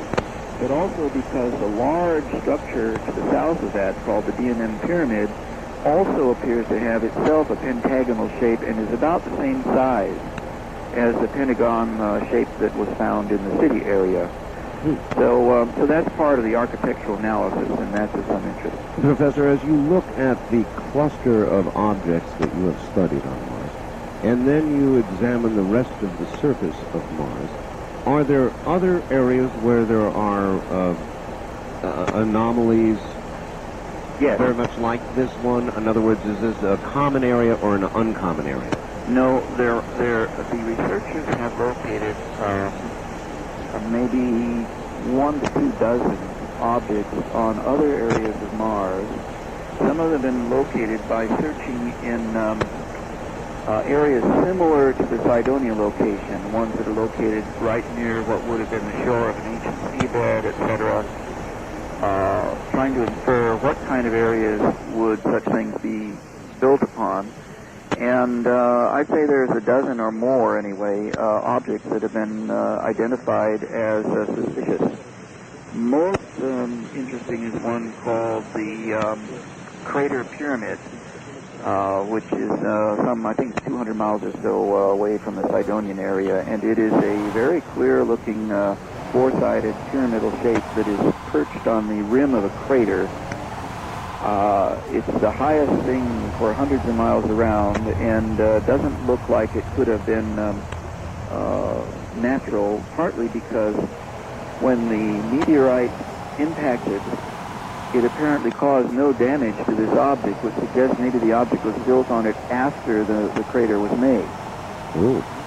There's no indication that, for example, the material piled up on the side of it where the crater would have impacted, and there would be what they call an impact shadow behind the object.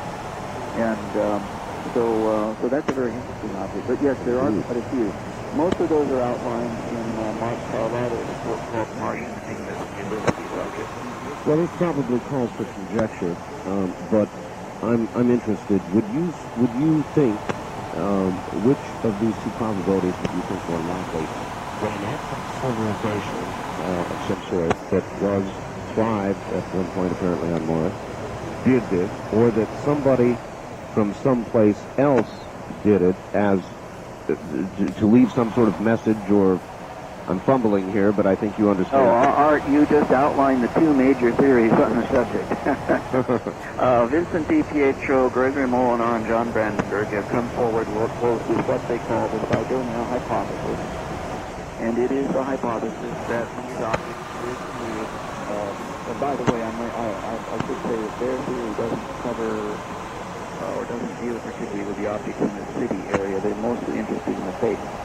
But they believe that these objects were created, or they hypothesize that these objects were created by indigenously evolved Martians who grew up and evolved on Mars the way we did here on Earth, and that they did look like human beings, which is why the face looks humanoid, and that they then passed away. Now that theory requires them to hold in the past for this evolution to have occurred, and that does seem to be a subject of controversy among scientists. Most scientists seem to believe that that could not have been the case, but this is still in doubt. So it is possible that on Mars there were warm periods, certainly signs of water erosion and oceans even, or lakes, and so that's one hypothesis. Richard Hoagland and Harold Curran, on the other hand, have insight that this probably didn't happen because of the unlikelihood of independent evolution on Mars, and so their hypothesis is more along the lines that this area was settled in by extraterrestrial visitors, probably from beyond the solar system, and for purposes unknown to us. So those are the two main theories. Do you lean more toward one than the other? I remain neutral on the topic. I would say this. The Pietro-Molyneux-Vandermeer theory postulates that the people are at a stage of development socially and culturally approximately the same as Neolithic times on Earth. And that being the case, these objects would be more like religious objects and probably not designed to send any specific sophisticated messages to the Earth. On the other hand, the Hoagland theory is that there is a mathematical method embedded in the geometry of the relationship between the objects, and this would have to come from a very sophisticated technological civilization. So, since there is, I'm very favorable toward the evidence that there is a geometrical configuration up there of some sophistication, and so I tend to give maybe the edge to the Hoagland-Torin theory. What do we know about Mars past scientifically? In other words, you said there was water on the planet at one time, or there's evidence there was water. What about atmosphere? Is there any way to know what once was? I have to bow out on that one. I'm not an expert planetologist on Mars. That wasn't my job here with this document. But I believe that it's understood that there may have been more atmosphere on Mars in the past. There have been some articles come out on this recently speculating about possible warm periods with more atmosphere and conditions that could promote life. But I don't have the data enough to say whether or not there was a richer atmosphere. All right, let's deal with NASA a little bit. They claim, I guess, that the phase on Mars is a trick of light and shadow. This is the strangest thing. For a year now, they've been sending out answers to inquiries made by congressmen on behalf of constituents, where NASA says that NASA scientists have determined that the facial appearance is a trick of light and shadow, meaning that the lighting, the way the photograph happens. By the way, I just two such photographs and that the lighting angles of these photographs were just accidentally, the shadows were thrown in such a way that it has to look a little bit like a face. And they say the proof of this is that a photograph taken later from a different lighting angle shows no face at all. And that proves that the original photos showing a face were nothing but Now, it turns out that no one has ever been able to identify any Viking photos made that were taken later in which the face disappears. And on inquiries I made to NASA, to Mr. Donald Savage, Public Information Officer at NASA, I had some conversations with him just as I was finishing my report.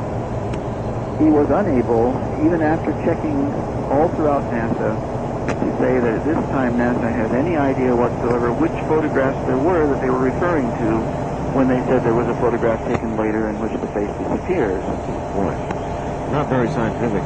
I'm afraid that they really cannot produce such a photograph, and I was shocked when, after they learned through my discussion with them that they could not identify such a photograph, they maintained and are still apparently sending to congressmen the statement that there's a photograph taken later in which the face disappears.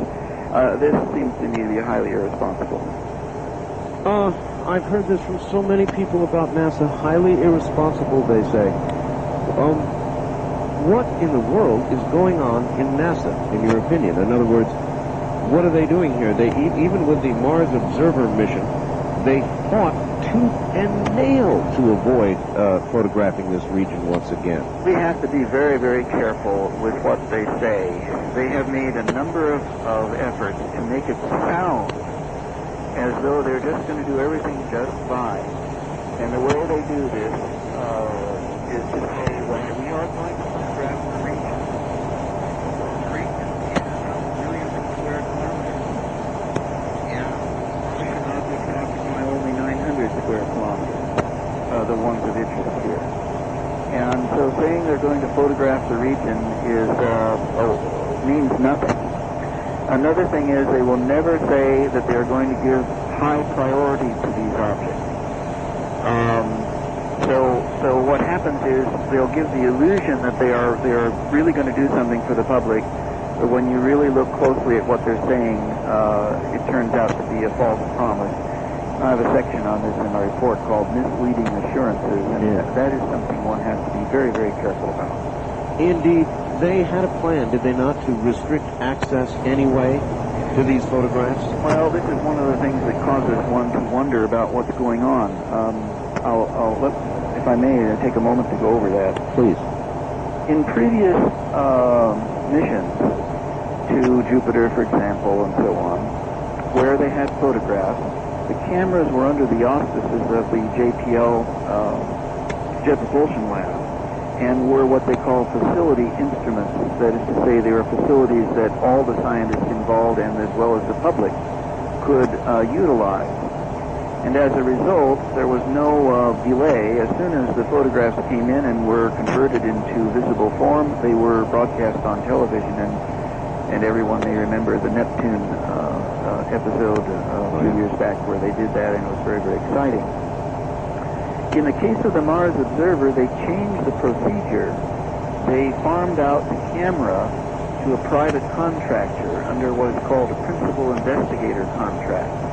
Now, these principal investigator contracts have clauses in them that allow the investigators to retain the data for personal use, as it were, for long periods of time before releasing it to the public. This is supposed to be to pay them back for the effort and time they took to develop their experiments. Now, in the case of the Mars Observer, the time period was 6 months. If the photographs, the Mars Observer mission was 2 years long. If the photographs of the Sidonian objects weren't made until late in that mission, say almost 2 years into the mission, then the public might have had to wait as long as 2 years and 6 months to even see the photographs and understand whether they've taken photographs of these particular objects. Now, toward the very end, when the Mars Observer was about to go into orbit, there was a lot of clamor. People were saying, we want photos. So they said, well, we're going to give you public photos. You can come to one of 3 locations in the United States, and we'll set up a kiosk. And we'll, one of them was Houston, I believe. And then you can sit there and wait and hope that we might put some photos of the Sidonian area on the screen, but you won't know whether we're going to do that anyway. This was a kind of a joke, but it was an effort to sound as though they were going to disseminate the information to the public. Another excuse they gave for not putting photos of these objects on public TV right away was that it would interfere with their programming of the other NASA broadcasts they like to put out. Somebody pointed out these are mostly reruns of old NASA missions, and to imagine that the Sidonian thing couldn't take priority over reruns of old NASA missions. Yeah, it just doesn't add up. That doesn't add up. Now, one final thing on this is very important. NASA then began putting out a document that said that they were not treating the Mars photos from the Mars Observer any differently than in any other mission. Now, what they did was this was a misleading technicality. It's based on a technicality. What they meant was that for all principal investigator contracts, those were not being treated any differently. But the big difference was that in previous missions, the camera results were not part of a principal investigator contract. So for NASA to say they weren't treating it any differently than any other missions was technically correct in a certain sense, but effectively it was radically different. And for NASA to do that struck me as not very sincere. Well, they have not seemed very sincere throughout all of this. I'm curious, with what you've done, with your report, and Richard Hoagland running about the nation, doing interviews and so forth, what is the NASA attitude? Let me take exception to that characterization, running about the nation. Every time, well, electronically and doing interviews. Every time anybody mentions Richard Hoagland, there's been an effort to build up an image that Richard Hoagland is somehow was the bad boy. I don't know how that worked out.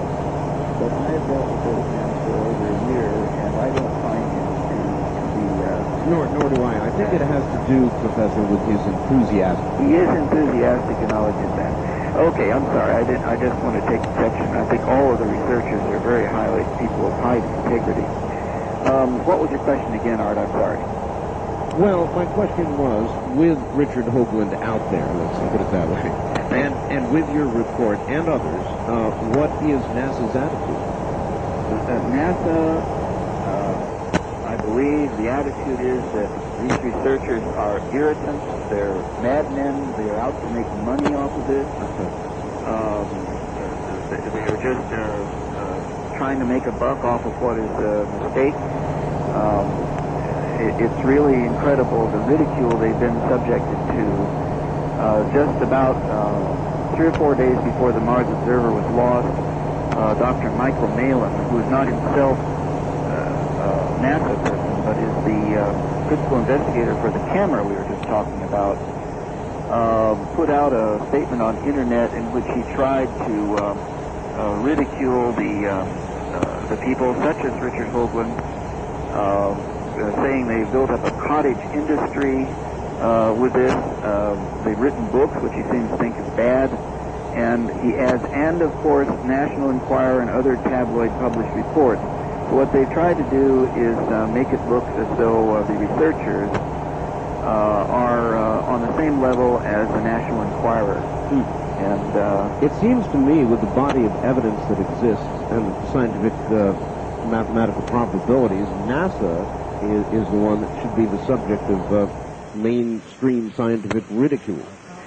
I have to say that I have taken the arguments against the objects being artificial, or probably artificial, put forward by NASA people, and I have found that almost 100% in every case they are fallacious from a strict logical point of view and do not seem to acknowledge scientific methodology. I find it shocking. As a matter of fact, that's why I really wrote very much about this topic. As a philosopher, I was so shocked by the poor nature of the reasoning that was coming out of NASA that I really went ahead with this report. All right, Professor, this is a point where we have to take a break for news at the top of the hour. That means 5 minutes to sit back and relax, and we'll be back at it. All right, stay right there, and we'll be back with Professor Stanley McDaniel right after the news. You're listening, of course, to Area 2000 from Las Vegas. I'm Art Bell. Glad you're with us this evening, and if you'll stay right there, there's a lot more to come.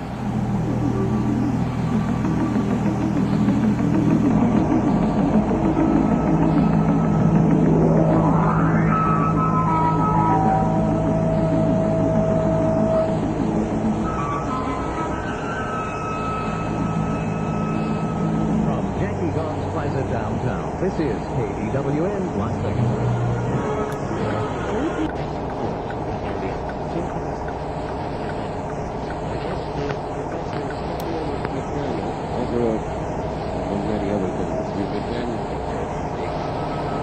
Objects on Mars in the Cydonia region of Mars. I want to remind you, just before we rejoin him, your contact at the Bigelow Foundation is Angela Thompson.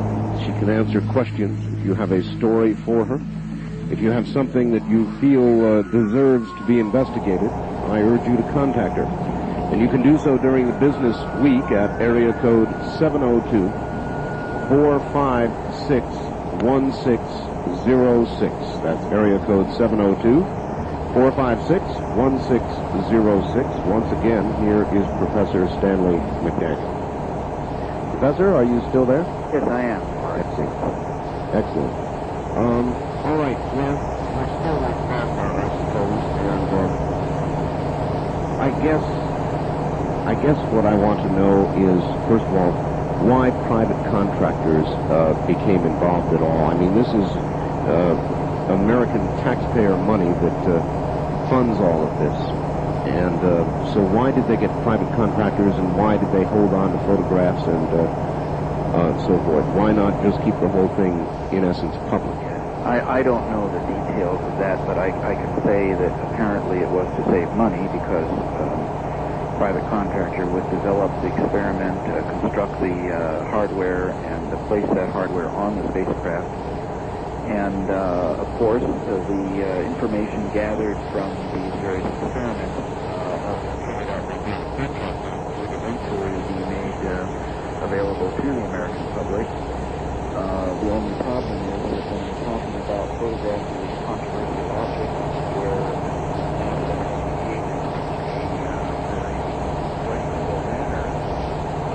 it raises the specter that during the 6-month period in which the public has no idea what's going on with these photos, that changes might be made in them, and or that they'd be lost, or for that matter, we don't even know whether they would photograph the object.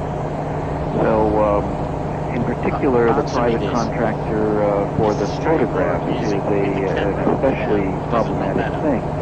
Now, I have put in my report a set of recommendations, one of which is that in any future private contractor arrangement,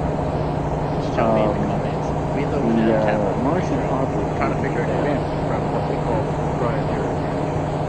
In other words, let the private contractor do what he wants with other images, but every image that comes in from that area where the face is located should be exempt from the proprietary 6-month period. Has that been officially proposed to NASA? I have put it in my recommendations, which have been sent to a number of congressmen and also to the president's office. I don't know whether the president read it or not, but I've done the best I can.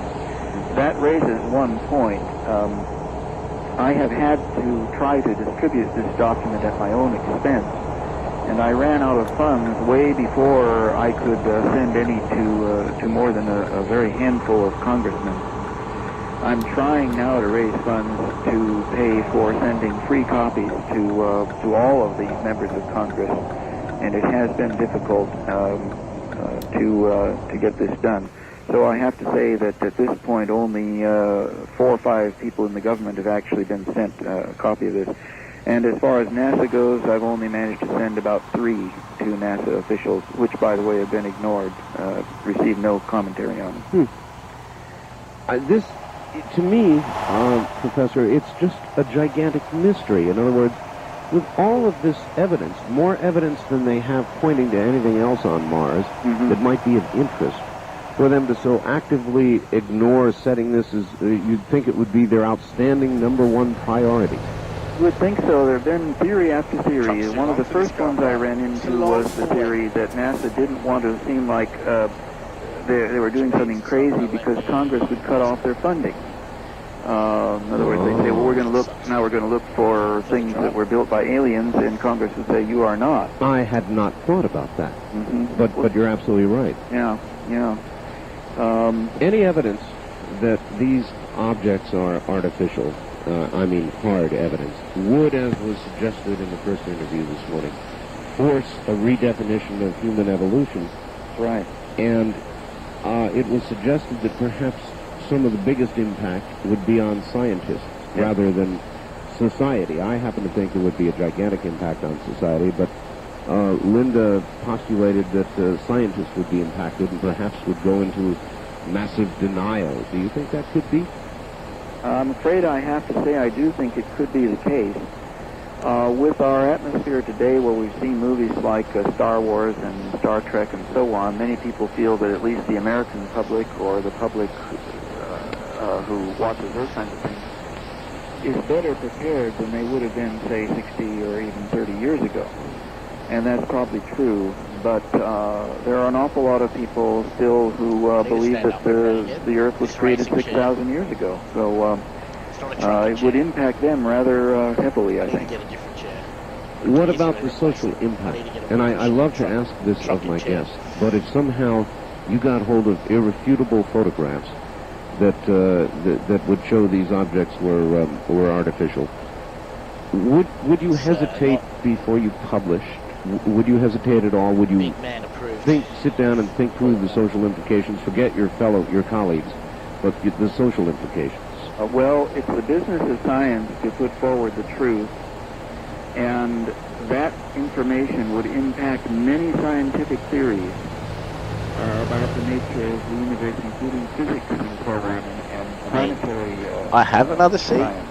And so it would be a scientific thing from the critics to withhold such information. I just don't know whether it's good. I need to check. I need to pull it out. So you wouldn't give it really a moment's thought? I don't think so. I'll tell you what, there may be some negative effects, and the government could be worried that the power structure would be altered or something. But the positive effects would be incredible. In California alone, if you can imagine what a boost it would give to the space industry, there would be a manned mission to Mars mounted almost immediately, I think. Yeah. I can't imagine that not happening. And so the industries that have to do with space and space-related materials would be given a tremendous shot in the arm. It could divert attention away from the craziness we've got on the planet today and begin to alter our sense of who we are in a positive direction. So then, other than the one motive, possible motive you mentioned on the part of NASA, that they might be the subject of ridicule or a funding cut, more importantly. Right. What other motive job with this might NASA or the government second-hand truck? I don't think it really matters.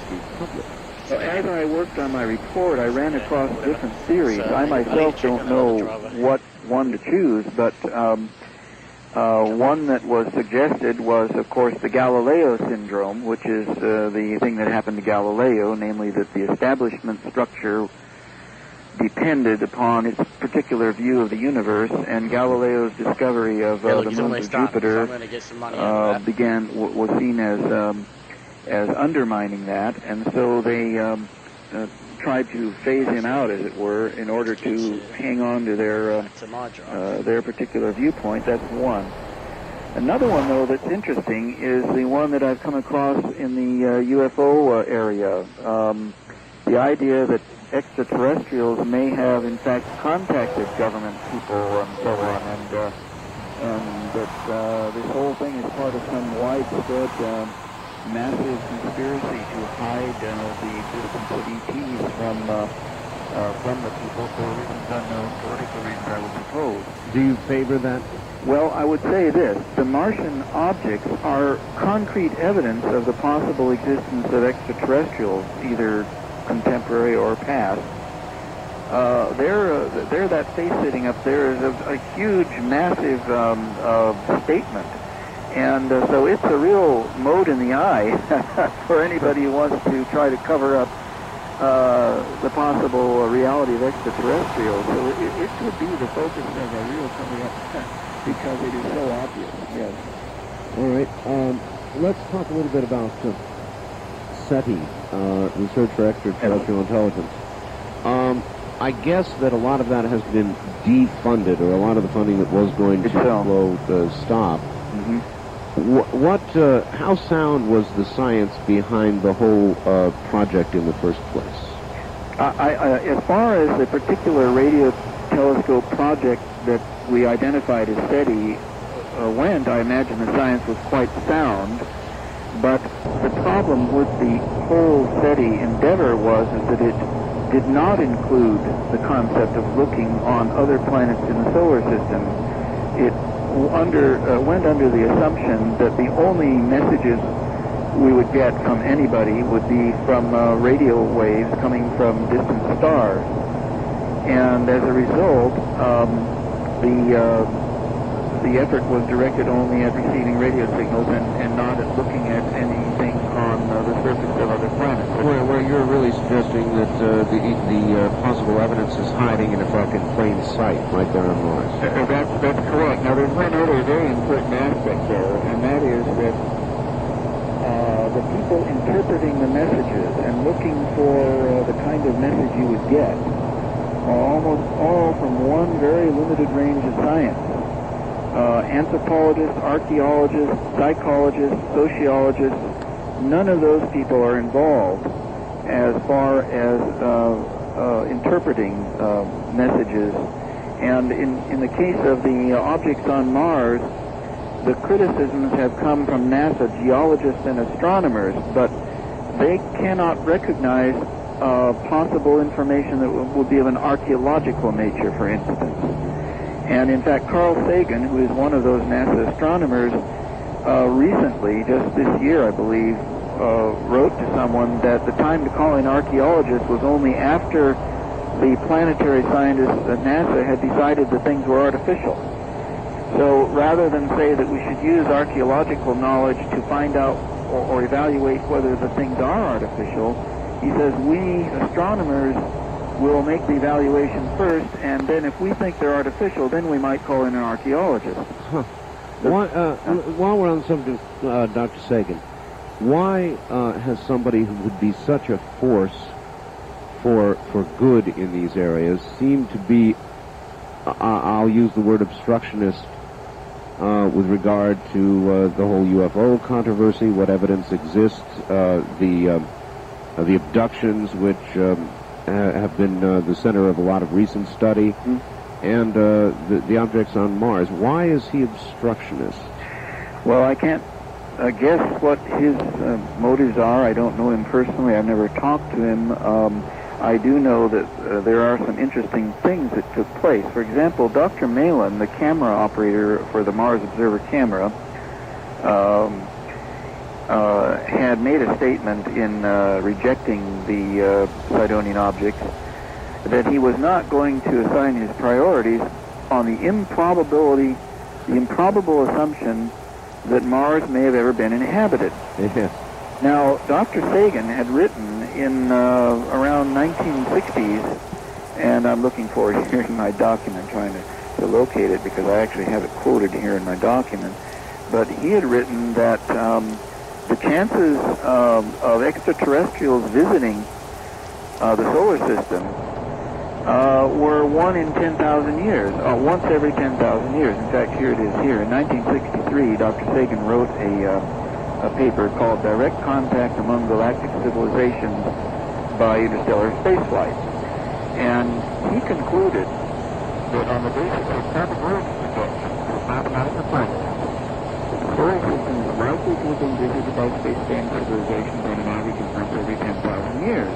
And in that article, he even suggested that these visitors might have constructed bases with the remnants of them on the moon or other planets in the solar system. Now, if someone as prestigious as Dr. Sagan could imagine that it is a possibility anyway that we've been visited more than once, then Dr. Malin's argument that it's very speculative and improbable is apparently at odds with this. So even among these people, they were contradicting each other. Now, Dr. Sagan being someone who says that we might have been visited and so on, it's very strange that he would then take a position ridiculing the Sidonian objects, among others. Precisely, but that's not been his only area of ridicule. Yes, I'm not as familiar with the UFO area, so I haven't seen too much of that, but I have seen the ridicule he has lavished upon the face on Mars. All right, back for a second to the Viking photos. Surely. Have we gone as far as we can go? I know that computers continue to get better and faster with more storage, and that video enhancement techniques have come a long, long way. Right. How are we doing with that? Have we gone as far as we can go with state-of-the-art? Well, I don't think so, and I think there's a great deal more that can be done with just the Viking images. That's apparently agreed upon by several researchers.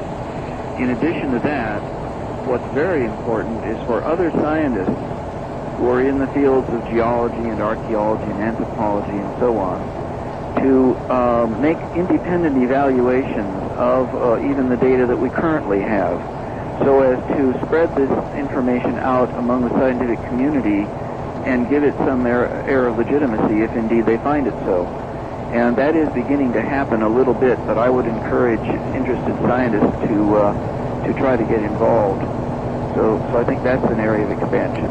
Dr. Carlotto has suggested that the entire surface of Mars should be subjected to the fractal analysis that he was speaking of in his interview earlier on the show. And that would be a very, very fine thing to do. So there's a lot that could be done even with the Viking material. So there's even the possibility that with the Viking material and the right science applied, you could give NASA effectively a scientific kick in the rear end. That's what I think has to be done. It was mentioned when Linda spoke of Dr. Carlotto's qualifications, she mentioned that he had had scientific articles peer-reviewed, published in prestigious journals, such as the Journal of the British Interplanetary Society. What she did not mention was that the major scientific journal of planetary science in the United States, the journal Icarus, turned down Dr. Carlotto's articles, and not for the reason that they were not scientifically sound, but for the reason that the subject was considered unsuitable. Did they offer any definition beyond that? No, I believe they just simply refused to have anything to do with any article that had to do with possible Martian artifacts. And as a result, scientists in the United States are not generally privy to, in other words, they're not aware of the nature of the research that's been done. And I think that influences many, many scientists. All they hear is the propaganda put out by NASA that ridicules the researchers, and they don't realize that legitimate research has been done. This is so frustrating. Is there, do you find any handle in NASA at all? Are there any people in NASA at all that reach out, or is the attitude fairly similar? I don't know. There's a lot of them. There's some 24,000 employees at NASA, I think. I have no way of knowing. I hope that some of them will see my report and will think carefully about it. But the people I have talked to or seen statements from seem to me to be impervious. So I don't think anything's going to jolt them except a rather large-scale scientific or public movement. Is there anything, if you could make a wish that the public would get behind something, what would you say to the public, since you're speaking to them at the moment? Well, I think we have to realize that it may look as though worrying about artifacts on Mars is a minor problem in comparison to all of the social problems we have today, such as violence and gun control and so on. But I think that needs to be thought through carefully and reassessed, that if anything could contribute more to our understanding of ourselves and perhaps bring about a revolution in our way of seeing ourselves and behaving, it might just be knowing that we're not alone, and knowing that at least at some time being similar to ourselves existed elsewhere, and they might even have been our own ancestors. So I think that the level of importance given to this particular study should be a lot higher than many people maybe credit it. Boy, I'll say. All right, the Mars observer that would have settled this, or at least told us a whole lot more. Yeah. Richard Hoagland has a lot of very strong theories on the subject, and he thinks basically the Mars observer was sacked. And I wonder if you agree with him on that. Well, of course, it's a very strong thing to have to say. People have said that there's no way that it could have been done deliberately because so many people have to be involved in a mission like that that it couldn't be covered up. However, I'm not making a judgment on it, but I will say this. I think it's awfully strange. There are a lot of very strange things about it. One outstanding one is that the Mars observer did not cut out on us until after they had uploaded the instructions for putting it into orbit. So it went all the way up there, and it experienced that very same thing. By the way, they turned off the transmitters a couple of times before they got to Mars. And as you may know, it was turning off the transmitter that seemed to trigger the problem. When they tried to turn it back on again, they couldn't get signals back. Yes. But they had done that before on the way up, and for it to go out on us when it's about hours, literally hours away from orbit, and after the instructions that would put it into orbit had been given to it, was a very strange coincidence. In other words, it could then go into orbit and we wouldn't know it. All right, there are a couple things I want to ask you about. One is I had heard that it was in the process of pressurizing some sort of fuel tank or something or another Is that correct? Yes, there had to be some explosive bolts fired, which create a vibration, and the reason they turned off the transmitter was to protect a vacuum tube. I see. So then there were things that were going on that potentially could have meant an explosion? Yes, it's possible, although for a long time they said they really didn't think that could have been what happened. There was another curious thing, though. Just as it was getting ready to go into this phase, what they had done was they'd initiated a power-in burn, or they were going to. I think they actually did it. Now, what this was a way of powering the spacecraft into its initial orbit using fuel that had been saved because of their very precise initial launch, actually. And with that option, they were going to be able to start photographing Mars, to start one whole photographic cycle early, mapping cycle they call it. And so they were going to be able to photograph it as much as at least 20 days earlier than originally planned. And there was a time value there because there was a solar conjunction, which is a situation where the sun gets between the Earth and Mars, coming up on around December 16th. And in fact, it just started just a few days back. And that would interfere somewhat with the reception of photographs from Mars. Actually, it would interfere with them sending signals back to control the spacecraft. So getting in 20 days early would have been a great advantage, and they could start taking photographs early. Now, as that started to happen, NASA suddenly changed its scheduling and said that they weren't going to really start their mapping orbit until the originally planned time, even though the spacecraft was going to be going early. This led to the speculation that they wanted an early period to take photographs that the public wouldn't be aware of. It was a very strange occurrence, and this happened just in the few weeks prior to the actual orbital insertion. The public pressure got quite hard on NASA at that time. I was aware of letters being sent to Glenn Cunningham at JPL and so on, and the public was really making an onslaught, I think, there to try to get them to let the photographs out. And then at the peak of all that, they lost the spacecraft, or reported it lost. So there was sort of this funny business going on around there. So I think that Mr. Hoagland's viewpoint, he has said it's mere speculation, but I think that it's not entirely unreasonable. He also feels that contact will be magically reestablished with the observer in the first couple of weeks of... I didn't think that until recently. I've talked to him on the telephone just a few days ago, and he says now he thinks with the success of the Hubble mission, there may be not the same need for NASA to recover the spacecraft. Oh, just hold on 1 second while we once again identify the station. Surely. Stay right there, Professor. This is Area 2000 from Las Vegas.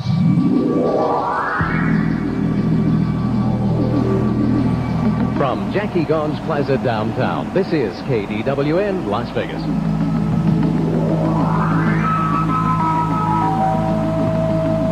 Professor, Why? let's talk a little bit about Hubble. It was a success. Richard Hoagland felt that it would not be, and I really shouldn't say that because it's my understanding it's going to be about 6 weeks, is it not, until we know whether all that stuff they installed up there is functional? Yeah, that's true. They have to go through many tests. So, insofar as the installation went, it, I guess, is a success. Would Hubble have any application at all for looking at anything as close as Mars? I have heard that is more difficult for the Hubble. I have to beg off there in that I don't know the details. Richard Hoagland does know, and I'm sure many others do, but I don't know, except that I have heard that for some reason looking at nearby planets is less desirable for that. Unless you want to Google it for me and tell me in the comments. All right, back then to the Mars Observer. No one wants to talk By to the me. way, I don't think know who's watching. with all of its power, I don't think it's good. I don't know what this is about. I'll be back. All right. Back to the Observer for a second. Another thing I heard that puzzled me greatly was they, early on when they had this failure, they suggested to the public, you may recall, that a transistor, which had given them problems and been reason for a previous failure, was thought to be what was wrong. And something clicked when I heard that, and I said to myself, a multi-million-dollar spacecraft or satellite, and if they've already had one failure and they knew it was one specific transistor, what are the odds they would send a billion-dollar instrument up with the same problem? I mean, that's just scientific ignorance. What happened to the Challenger? This is a terrible situation. We would assume there will be so many backups and redundancies. Of course, the thing has to. You do have to look at the weight, but yeah, that does seem very strange. Another thing that is strange is that there were apparently tests they could have performed, which they did not perform. I think they finally did. Yes, they did finally try to operate the French-Russian device. There was a signal, a 1-watt signal they could get from another radio on the Mars Observer, and they tried that and were unsuccessful. There was another suggestion that they used a laser altimeter, which was a laser beam that would help the observer find its distance from the planet and aim it at the Earth and possibly pick up that signal. I believe they rejected that as too much trouble or too expensive. So it's not clear that they carried out every possible test to get it back. Do you consider it possible that they may still suddenly announce in some great surprise that, gee, they've located it or it's back on the air? If they're running it clandestinely, then it is possible. If they're not, then it might not be possible because the batteries would run down if the solar panels weren't oriented properly during, it would only take a matter of hours before the power would finally go out. So the thing wouldn't have enough power left to return to us unless it had managed to keep its solar panels in the right orientation. It was Richard Hoagland's view again that it might even be sending pictures back now. And I don't know a whole lot about scientifically about frequencies that are used or power levels or who might be able to hear it. And Richard was looking for an observatory, some sort of that might check on signals that are coming back. It could have begun taking photographs as early as November 8th, I believe, based on the data up to the moment that we lost it. Let's approach it from this angle. If you were in NASA and you wanted to do the whole thing secretly, would it be possible? In other words, could you take photographs and either store them for transmission later or take the transmissions as they as the pictures were generated and do the whole thing secretly? Could it be done? Well, the argument against that is that it takes too many people to run the mission, and therefore it couldn't be hidden. I don't know how that would be. Given the government's activities, it's possible, I think, that a whole clandestine operation could be underground underneath JPL or somewhere. Or at perhaps another large Earth station somewhere else on Earth. Yeah, who knows? I mean, if there was a deliberate need to do that, it certainly could be done, I imagine. However, as far as getting the photos and messing around with them, that isn't impossible. That's quite possible, I think. It takes quite a... I googled it. It's just an Easter egg. The ducks are 3 massive yellow rubber ducks bobbing up and down.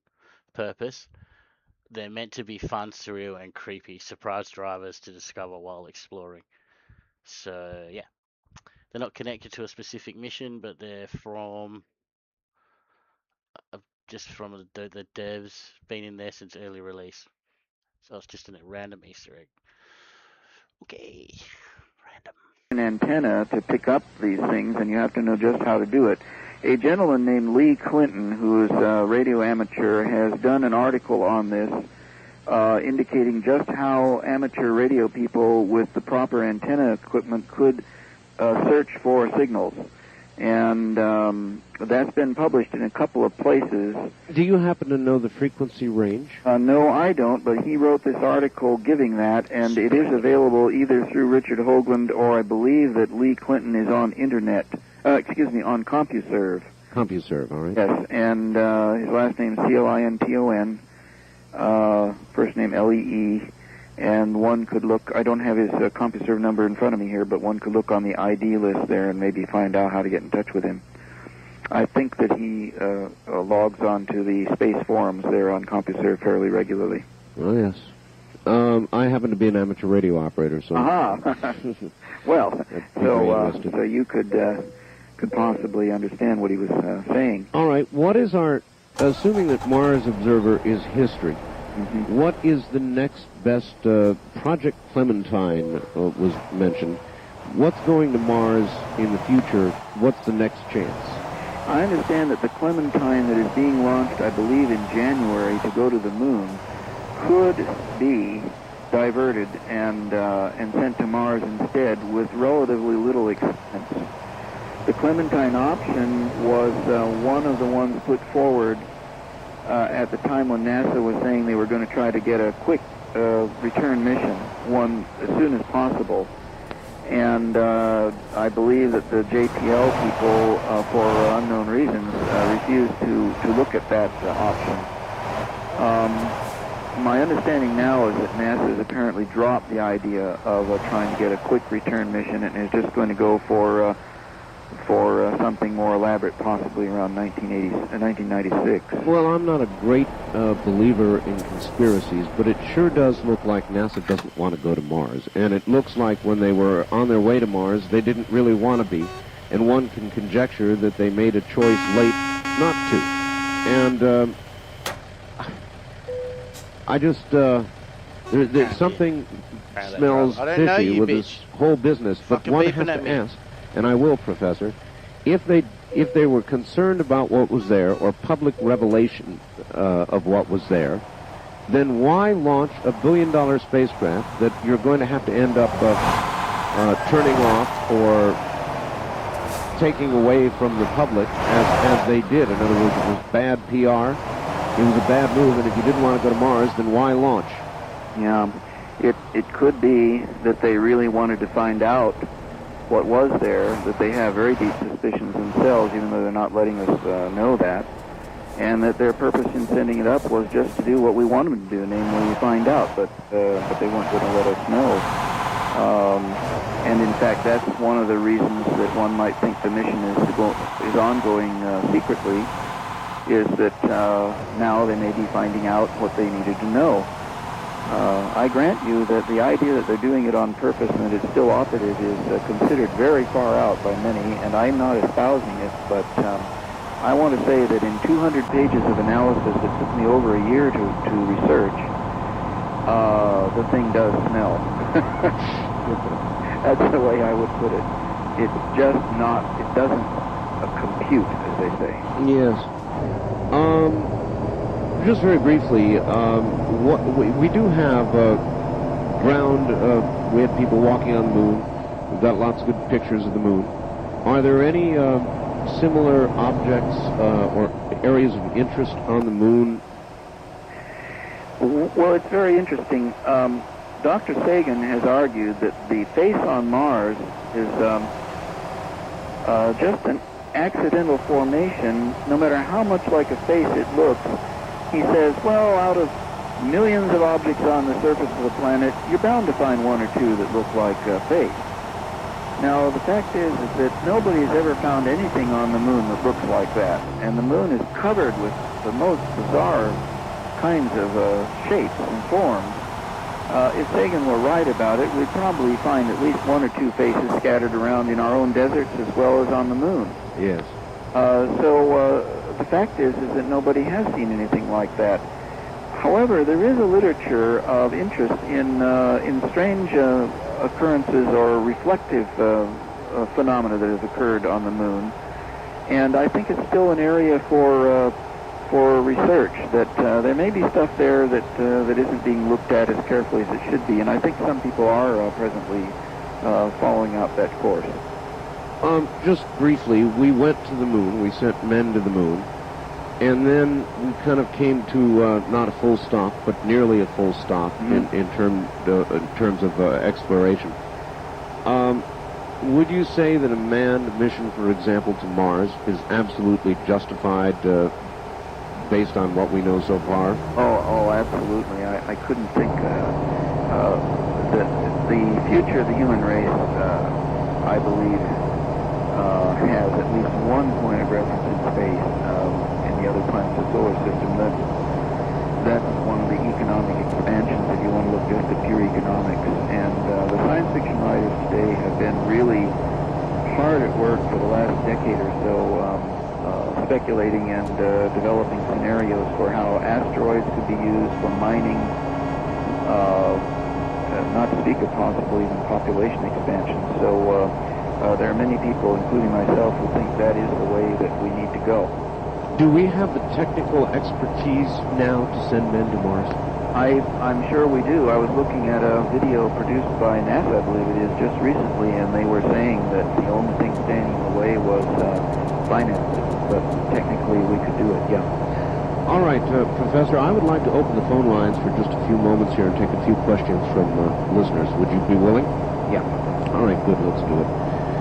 In the local area, everybody, metropolitan area, it's 383-8255-8255. Toll-free out of state, it is 1-800-338-8255. The wildcard lines, area code 702-385-7214, and the first-time caller line, 702-385-7213.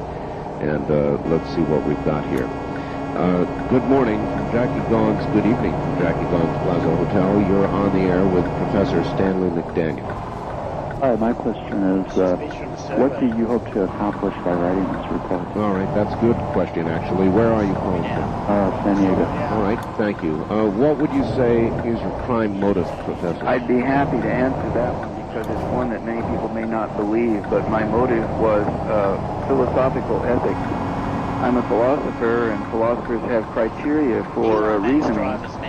And what I was mostly motivated by was my discovery of the extremely poor reasoning that was being used against the researchers, and the very high quality of the researchers' activities. So my primary motive was to study what is called the epistemology of this topic. In other words, the nature of how knowledge is found, and to critique and evaluate that aspect of this whole thing. So my basic motivation was academic, I guess you'd have to say. All right. Let's see what we've got here. Wildcard line 2, good evening. You're on the air with Professor McDaniel. Yes, Radio Free America. Yes, sir. I would like to ask Dr. McDaniel a question. If taxpayers' money is being used to finance all this, and all of a sudden it's being hijacked by private investors, wouldn't that tend to reflect badly on our government, and namely that the elected officials aren't representing the people of the United States? All right, thank you. Well, did you want an answer? Well, I think he did, yes. So go ahead and tell him what I think he wants to hear. Well, certainly it would, and there are some people who are thinking that NASA may be violating its own charter, if not in the letter, at least in the spirit of its charter, which is to make information on outer space freely available to the American public. NASA, of course, is saying they are going to make it available. In the case of the Mars Observer, we get it eventually. But this 6-month proprietary period was simply not appropriate for an issue of such importance as artificial objects that might exist on Mars.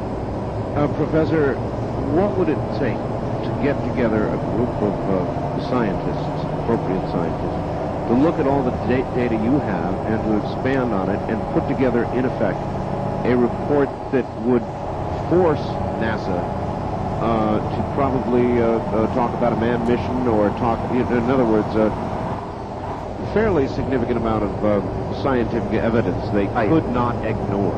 My experience in the response that I've gotten from those scientists who have seen my report indicates that reputable and solid scientists could be brought together in a conference to do just what you're talking about if such a conference were funded.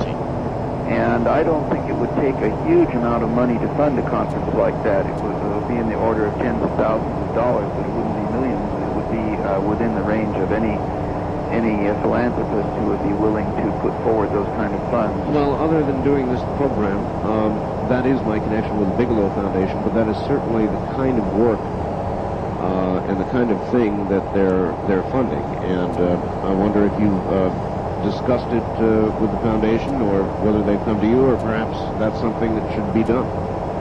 Well, perhaps that's something that should be done. Let me just put it that way, and I'd be happy myself to talk to anyone, or they could talk to researchers on that topic. But I really do think, let me say, Art, that you pinpointed just what I thought of.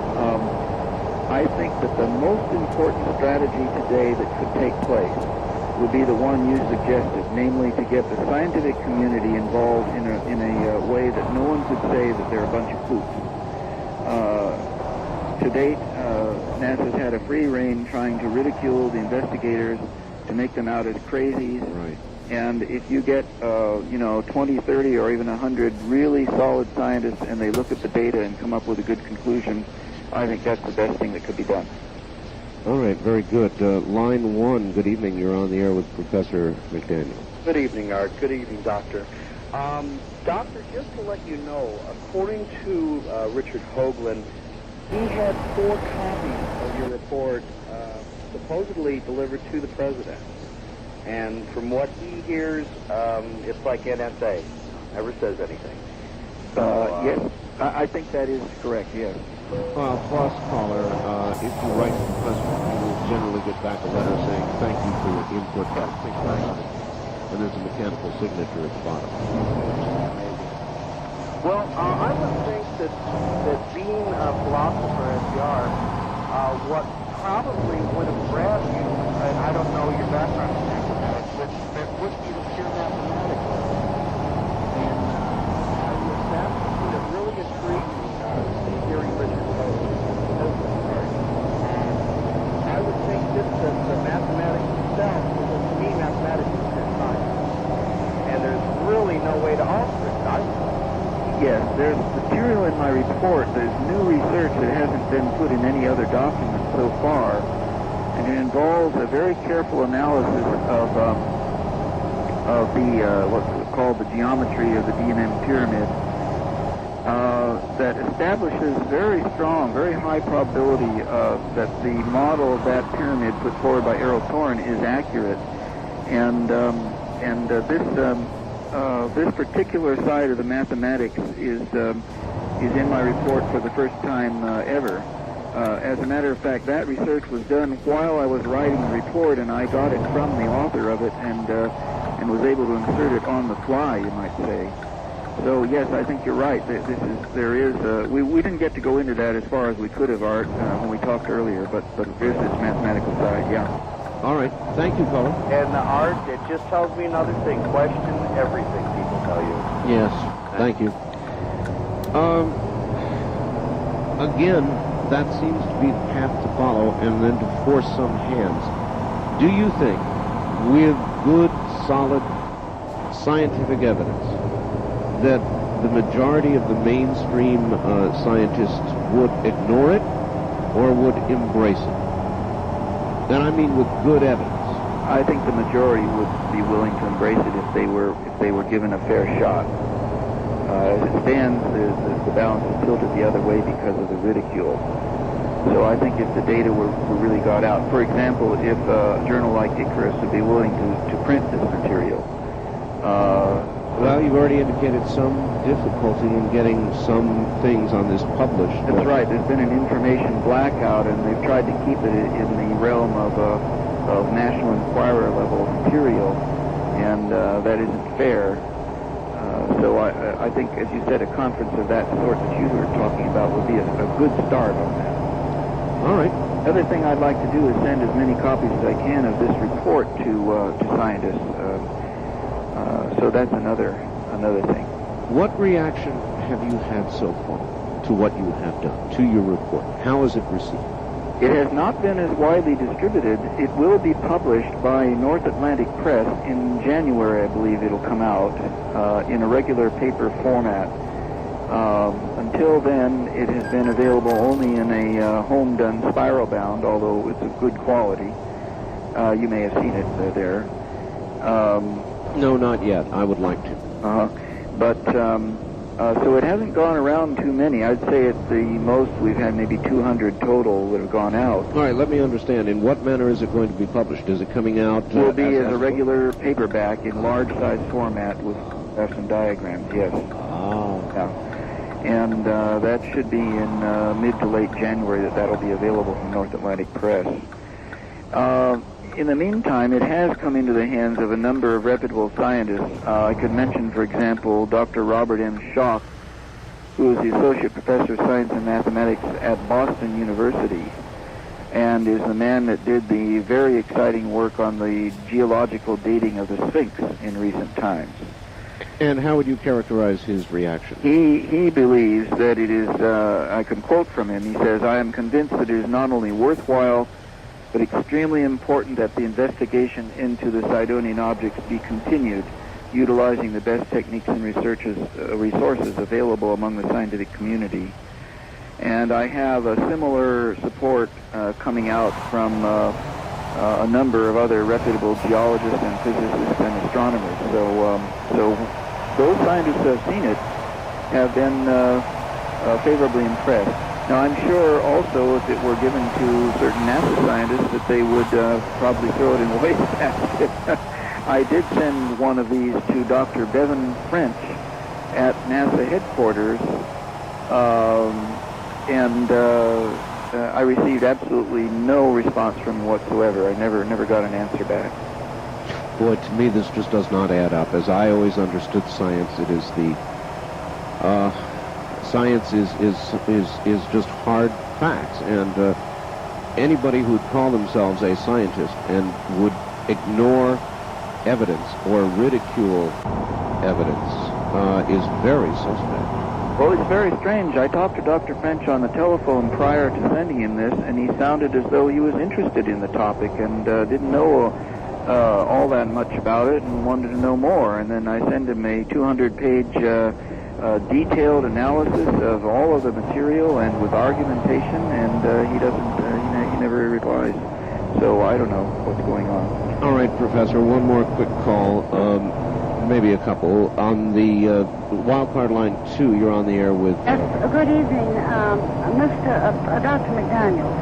Your mention of the professor at a Boston University with reference to the Sphinx, is he the one that has put forth the idea that it is 10,000 years old, also not eroded by sand but by water, and that it may be the establishment of a colony pre-existing the Egyptians and even possibly aliens? That is correct. Right, thank you. Yes, there was a TV special on this just recently. All right. 10,000 years old? I believe that's a minimum number that they discovered, yes. Could be older. All right. Wildcard line 3, time grows short with Professor McDaniel. Good evening. Hello? Hello. Yeah. Yes, turn your radio off, please. Turn it off? Yes, turn it off. Turn off your radio, please. Well, I can't reach it. All right, well, then we'll move on. Line 2, you're on the air with Professor Stanley McDaniel. Hello? Hello. Art, you asked a question earlier that was really interesting. You said, why would they send $1 billion project into space knowing there was a problem with it? Were you talking about the Mars Observer? That is correct. Maybe it wasn't $1 billion project. It could have just been an empty can. If NASA was compartmentalized as it's supposed to be, there might not have been anything in there, and they could have diverted the funds somewhere else to some other technology. Well, that's a lot of conjecture. Your conjecture is as good as anybody else's.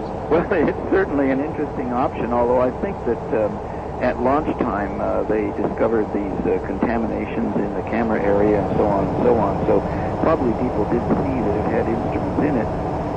But it's worth considering. I mean, it's possibility. I think cutting the defense budget, they need money going somewhere else. Uh-huh. And they say, gee, we sent it up there, it doesn't work, sorry. Mm-hmm. All right. Thank you, caller.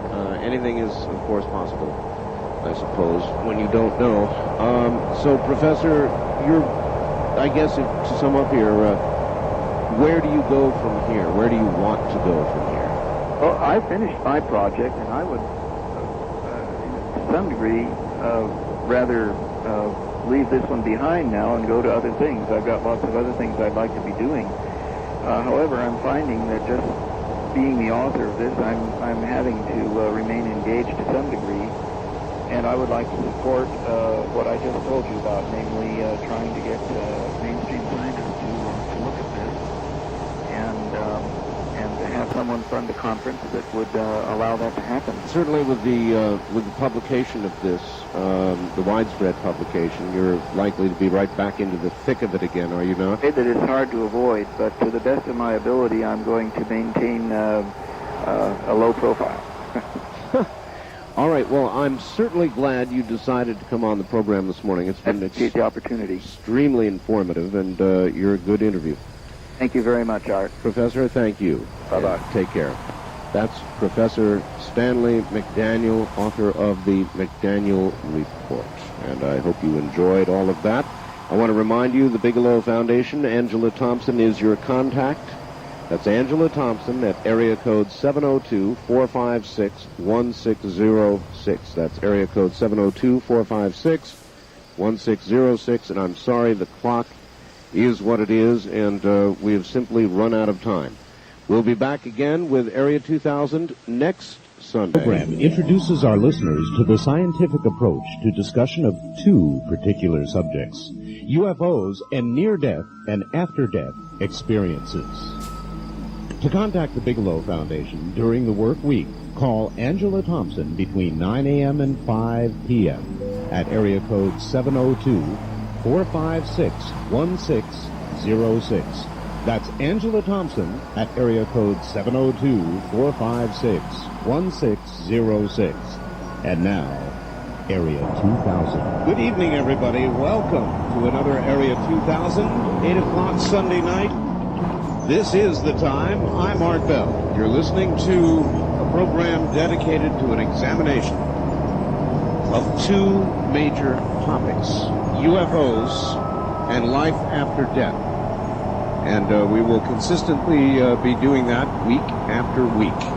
And as usual, we'll begin the program this morning. I guess I ought to tell you we've got a particularly interesting guest tonight. His name is Mark Davenport, and we're going to be getting to him right after our glimpse of yet another reality, which comes beaming all the way from Philadelphia, Pennsylvania, with Linda Howe. So let us not waste any time. Get right underway. Linda, good evening. Hi, Art. Well, the whole issue of our intelligent life forms out there is a question that the Triad Research Conference is going to focus on in Phoenix, Arizona on January 22nd and 23rd this year. Speakers scheduled are Professor John Mack from Harvard, Professor Jack Kasher from the University of Nebraska, Yvonne Smith, a psychologist working with abductees in California, Guy Ambrose, an abductee who was on the front cover of one of the national newspaper magazines this past year, John Carpenter, the psychiatric hypnotherapist from Springfield who's been on Area 2000, Colin Andrews, a researcher of the Cross Circle Mystery, and Michael Lindemann of the 2020 group in California. They are going to also provide an option for people attending that conference to, they call it Dine with the Researchers Banquet, in which people going to Phoenix to this conference will have an opportunity to sit with some of these people and talk more personally during dinner. They will have workshops for professionals and for people using hypnosis. That will be conducted by Professor Mack and John Carpenter. There will be a group meeting for the abduction syndrome experiencers with Yvonne Smith and Sky Ambrose. The conference will take place at the Sunburst Hotel and Conference Center in Scottsdale, Arizona, and the cost for the two-day event will be $50. For further information, people want to write this number down, they can call 417 area code 882-6847. That's coming up in about 2 weeks in Phoenix. Then, for our Area 2000 listeners interested in Nellis Air Force Base's Area 51, there will be a public hearing on Monday, January 31 at 7 p.m. in Caliente, in Nevada. The issue is whether the Whiteside Mountain and Freedom Ridge above the military site should remain public land. The Air Force has stated that it needs to acquire the land to maintain public safety, quote unquote, without explaining what the danger is. Glenn Campbell, Secretary of the Whiteside Mountain Defense Committee in Rachel, Nevada, would like to see everyone who opposes the Air Force acquisition of more public land to contact both the Caliente Area Bureau of Land Management, the manager there, and the State Bureau of Land Management, and for everyone to attend the Caliente hearing, again, January 31 at 7 p.m.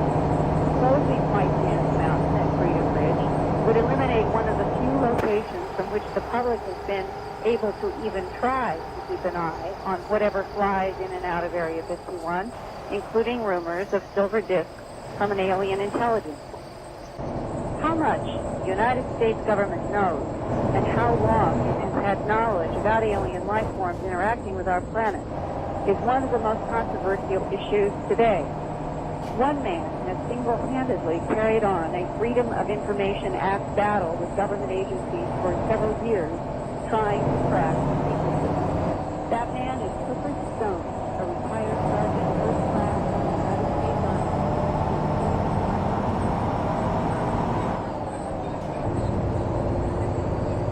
Sergeant Stone's interest in UFO phenomena was provoked during his military career during investigations of strange incidents he was either personally involved in or had knowledge about. Recently, Sergeant Stone sent documentation to his United States senators and representatives from New Mexico and to other U.S. Senators Sam Nunn and Edward Kennedy, requesting that congressional hearings be organized about the issue of government suppression of information about alien life forms.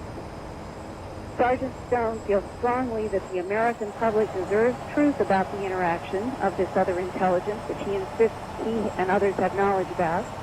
And in the following excerpt, he describes for me some of his earliest discoveries in the late 1970s while in the military, including projects named Moondust and Blue Fly. Sergeant Stone says those projects involve the recovery of alien spacecraft and bodies. But so far, no government agency will confirm their existence. And now I'd like to play an excerpt from a man who has spent a good deal of his personal energy and money trying to get some kind of documentation to back up what he says he was exposed to during his years in the Army. This is Sergeant Stone.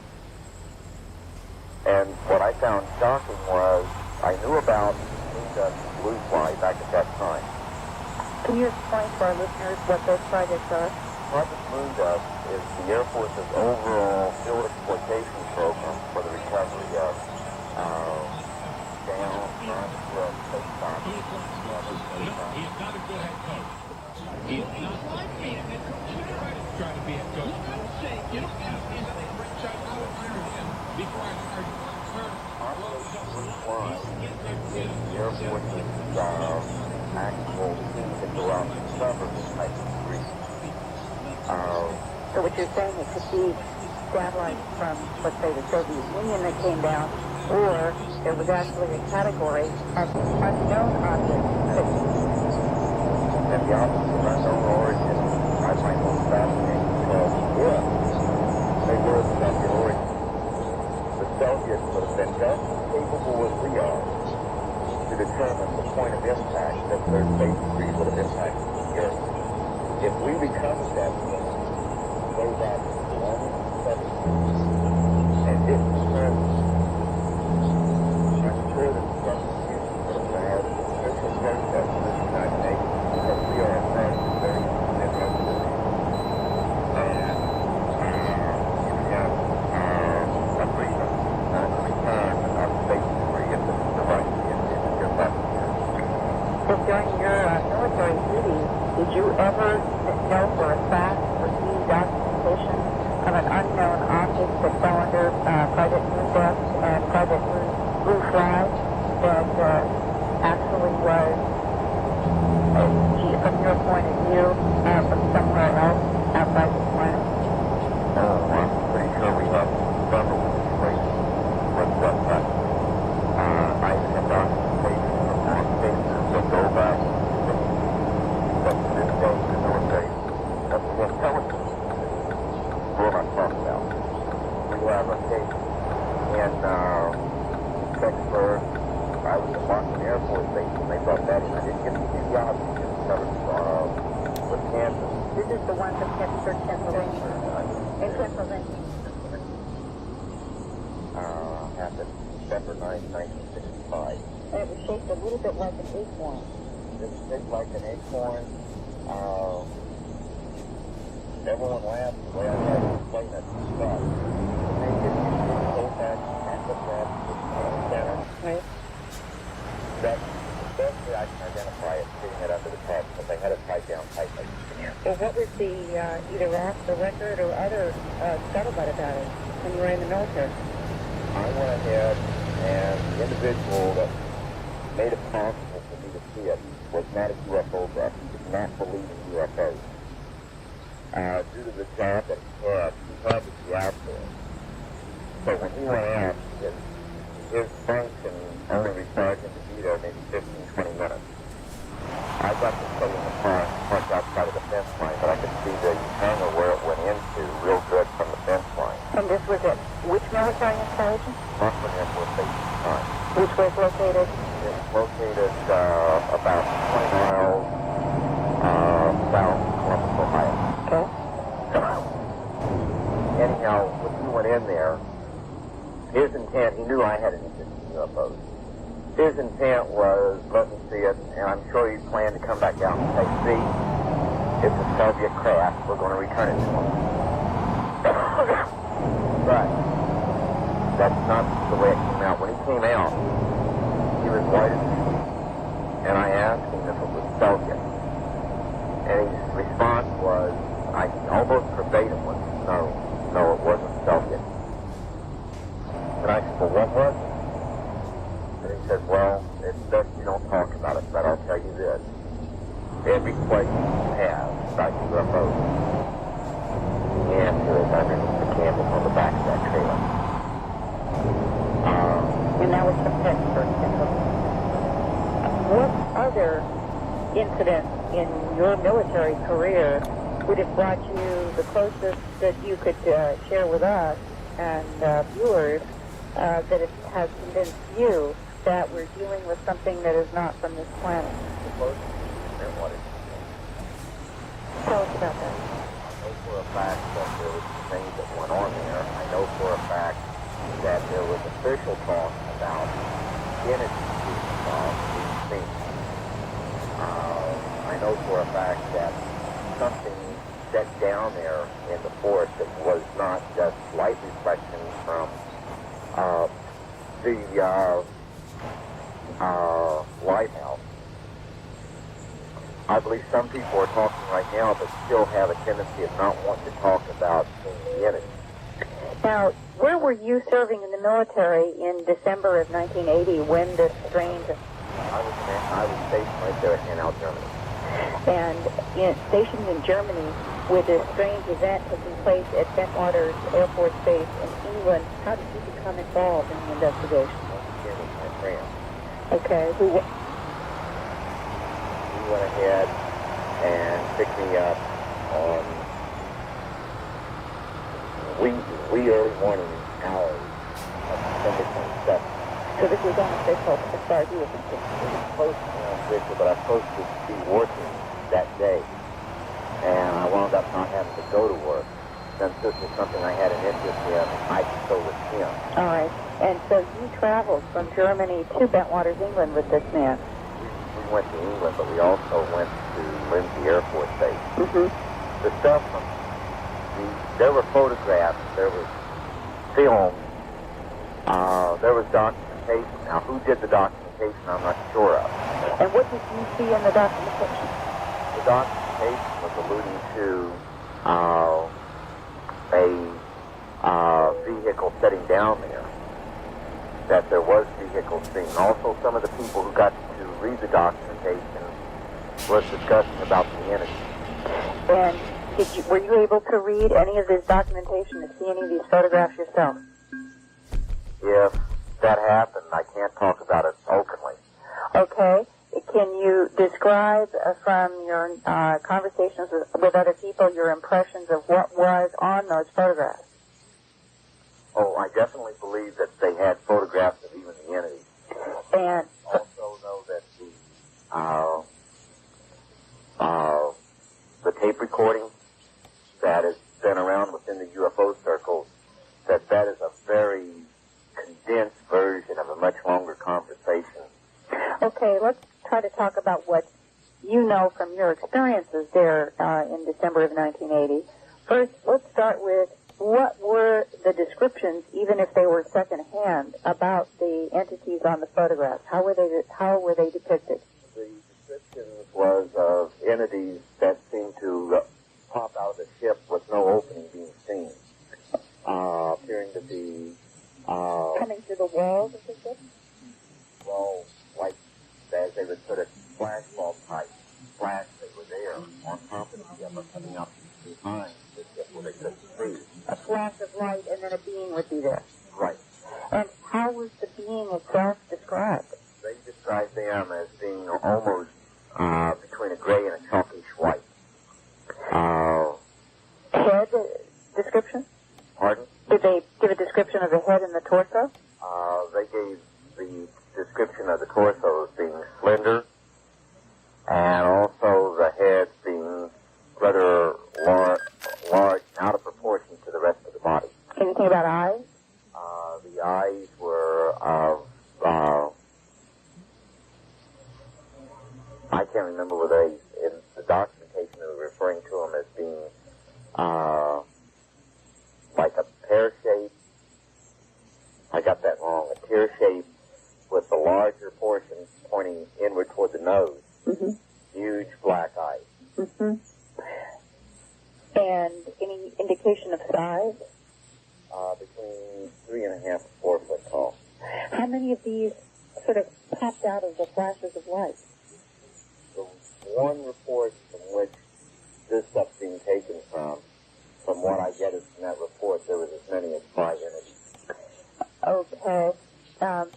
Did you personally, were you able to talk with anybody who was there the night that those entities flashed into appearance around this object? I got to talk to some people who were personally there, but I can't talk about that. Mm-hmm. And here's the situation I think everyone needs to know, is that even if you get out and you start talking... Meaning out of the military? Out of the military. There's certain things you feel safe to talk about. There's other things that you don't feel real comfortable talking about because they're not concerned about what you might say. They're concerned more about what you can prove. And when it gets to the point of you get into an area of being able to prove certain things, that's where they get concerned. And they have forms that you sign. For confidential, secret, and top secret, you sign what's called a standard form 4190, or a standard form 312, which is a non-disclosure statement. They can do bad things to you if you go ahead and discuss that material, but not as bad as if you discuss sensitive compartment information. The 312 is what's called sensitive compartmented information, extremely sensitive information, which falls under special access. Then you sign what's called a standard form 4193, and it's roughly 5 to 6 pages. And what they can do to you there is much, much greater than what they can do to you on merely breaking information that might be What is so threatening to the military and the government about UFO information? My personal viewpoint belief is that they're concerned about the technology falling into the hands of some other country. I know this was wrong, Art, but I feel that it is so important.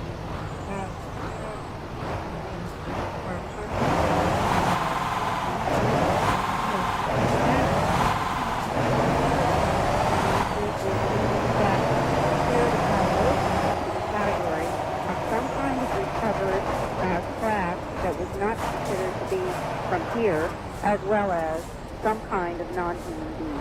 Right. Linda, earlier you mentioned the Freedom of Information Act, and I'd like to get briefly your view on that from this perspective. Recently there was some nuclear testing, a revelation about nuclear testing on human beings. And, Linda, none of that came to pass really until they wanted it to come to pass. Right. And wouldn't you think generally that you could submit Freedom of Information Act request after request, and until they're ready for you to get something, the odds of your getting it are kind of small? Generally, I think that's true, especially in the alien life form category. I was told in 1983 that all the really sensitive information was buried in the Atomic Energy Commission files under the Manhattan Project, and all of that would still be classified under a national security concern, and none of that would be released under FOIA request. Mm-hmm. However, what Sergeant Stone has done is a very practical approach. He knew that there were certain projects, like Moondust and Blue Fly, that he had seen, he said, with his own eyes, and that he knew they had to do with recovery of objects both unknown and others. And he decided that he would at least try with the data that he knew from his own service and from other colleagues in the military, that he would at least try with as much data as he had to access under the Freedom of Information Act. Sure, and there's always a possibility they will slip up and let something through. Well, and he's gotten enough information that he felt that he at least had a responsibility to send the material to congressional representatives. Sure. And now the question is, will there be any response?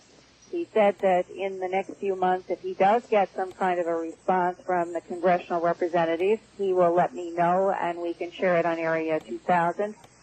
Further, I think his suggestion is one that I know other researchers have shared with audiences, and that is that all of us in the United States should have a more frequent dialogue with our representatives about subjects that do concern us. That is what is supposed to be the heart of the democracy. And in this whole issue of government knowledge and suppression, over 50 years of information concerning something as important as alien interaction with our planet, perhaps if a lot of people wrote letters to their congressional representatives from all of the states that are hearing Area 2000 and hopefully other states in the country, it might begin to build up a pressure that would call for some kind of response. But on the other hand, I also know that we're dealing with subjects that are so difficult that sometimes I put myself in the shoes of whether it's a congressional person, an intelligence person, or whoever in the government, and I know that this is not an easy story to tell no matter what. So I do also have sympathy to a certain extent with what appears to have been a policy of silence. All right, excellent. Well, as usual, it was a great report, tantalizing information, and we'll have to see where it goes. Next week, if one of my sources is available, I think what I'm going to do, since I think the Bentwater story is so important, that I may do even a further in-depth for some of our listeners who may not know about the Bentwaters, and I don't have time to go into it in great depth tonight, but I think that I will go in depth on that story, and if I can, I'll do that next week. Bentwaters appears to be a serious enough incident that it launched a number of researchers I know into looking into all of this. It's apparently that solid. Linda, we'll look forward to hearing from you next week, same time, same station. All right, Art. All right, take care. Thank you. Yeah, bye-bye. All right, that's Linda Howe, and consistently fascinating reports. And now Mark Davenport. He is a lifelong student of UFO phenomena, has researched UFOs and abductions intensively for 20 years. He studied chemical engineering at the University of Missouri at Rolla, worked as a manufacturing engineer for a number of years before becoming a full-time freelance writer in 1985. He is the author of several books, including Visitors from Time, which we will discuss extensively this morning, The Secret of the UFOs, which is the first in-depth analysis of evidence that UFOs warp space-time. His articles have appeared in several popular magazines, including Analog Science Fiction, Science Fact, UFO Universe, and UFO Magazine. He lectures on and debates the subject of UFOs and abductions, edits works by other ufologists, and has appeared on numerous radio and television programs. Editor and co-founder of Contact. And just one moment, Mark Davenport.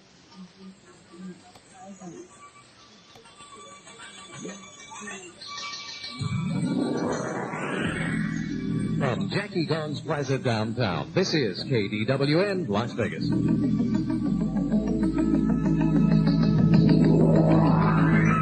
For the entire western United States, this is the Talk of the West, KDWN. Good evening, Area 2000 in progress. Mark Davenport on the telephone. Mark Davenport, hello there. Yes. Good evening. Welcome to the program. Thank you. Glad to be here. You have written a number of works, and will talk to us, I guess, about a number of things that I've been very curious about. Of all the things that we look into, I think one of the most fascinating for me is time travel. And the title of one of your works is Visitors from Time. That's right. Have you become convinced that that is what UFOs are in total or part? I believe that UFOs represent a widespread, a lot of different phenomena. I don't think that it's any one particular phenomenon that we're seeing here. I think we're seeing a very complex grouping of lots of different phenomena. But I think that after you separate out the hoaxes and the hallucinations and the misperceptions of common objects like airplanes and weather balloons and so forth, I think you're left with a lot of reports of things that we have trouble explaining, and I think that many of these are probably craft that are piloted and that utilize some sort of a generator or some sort of machine, or possibly even this may be even done telekinetically, with the mind, but somehow or other these people are able to warp space-time in much the same way that a black hole might warp space-time. And that's how they arrive here from other places, not only other planets, but possibly other stars, other galaxies, other dimensions that coexist with ours, including even our own future or in our own past. Do you think it may be all of these together? They may be arriving from other actual times and other actual places. Both. Yes, if you're actually able to warp space-time, and let me just lay this out a little bit here. Einstein said back in 1905 that space and time are interdependent, and together they form a four-dimensional continuum that we call space-time. And the presence of matter warps the space-time continuum. He said that the greater the mass, the greater the curvature. And as we've found out since then, these black holes, they actually warp space-time so much that it turns inside out and time runs backwards there. Would it be possible, without actually entering a black hole, yes, to simply skim the event horizon and experience this? Well, according to Dr. Frank Tipler, he says that yes, this could be done. He says that if you were able to bring a number of rotating black holes together, rotating neutron stars together somehow, you could actually build a working time machine. Now, Craftsman doesn't make any tools big enough to do that sort of work. No. But I think that it's obvious that these people in these UFOs, their technology is so far advanced from ours that they make us look foolish sometimes, and I think that their technology is advanced enough that they have learned how to do this more easily than using things like neutron stars. I think they have learned enough about physics to be able to do it much more easily than that. Let me back up with you a little bit. What is it? Is it any one thing or is it many things? What convinces you that this whole UFO phenomenon is real, that we really are being visited? If I were to ask you for the best evidence that you have, or what convinced you, what would you say? Well, I've gone far past that.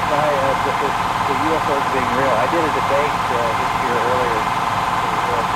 That's what we talked about. And, we had a tremendous amount of evidence in that where we have not only things like burned circles of grass and soil that's been calcified, and broken tree branches, and scars on people, and pavement that's been lit on fire, and of course thousands of photographs, and thousands of feet of videotape, and thousands of feet of film, and so on and so forth, even including the implanted devices that have been removed from abductees.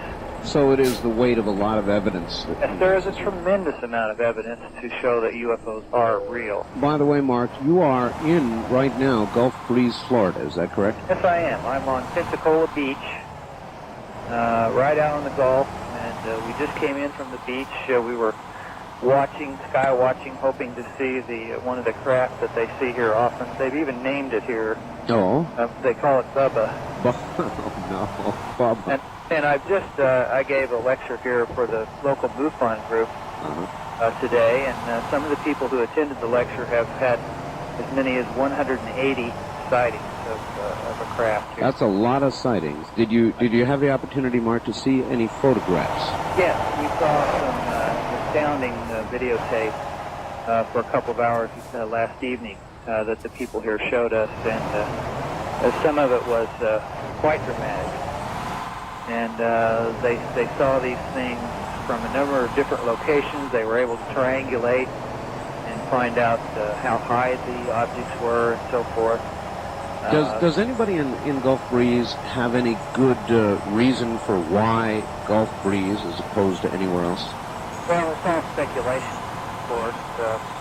People have speculated many different reasons. One of the reasons why they appear to be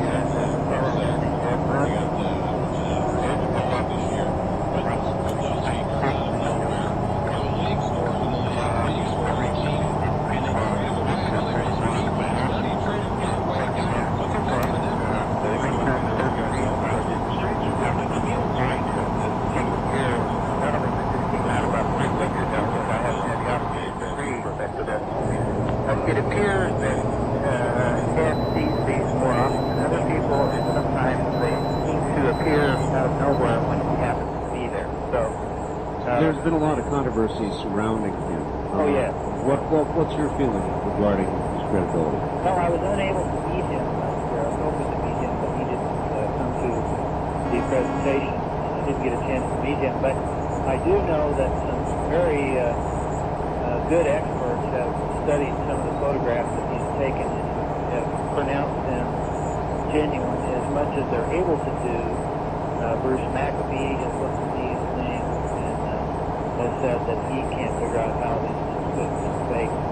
And of course we have lots of other photographs here in the same area that were taken by other citizens here who some of them didn't even know Ed Walker. They were taken with different cameras at the time, and they looked the same. And we also have a great deal of testimony from people that they have seen things here on a number of different occasions. I mentioned a while ago that the one couple here, the Morrisons, have seen UFOs on 180 different occasions. So that's, and on most of those occasions, Ed Walker was not anywhere near. So, yes, I'm convinced that there's anyone here now.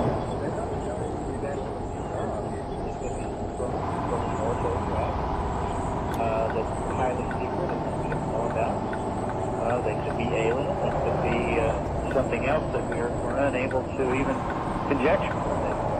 Is there a military base close enough to offer an explanation of that sort where the secret stuff goes on? Yes, there's Eglin Air Force Base is close here, but that's the case. You'll find that in most of the country. There will be a military base close by just about any place. Indeed. All right, well, let us once again jump forward.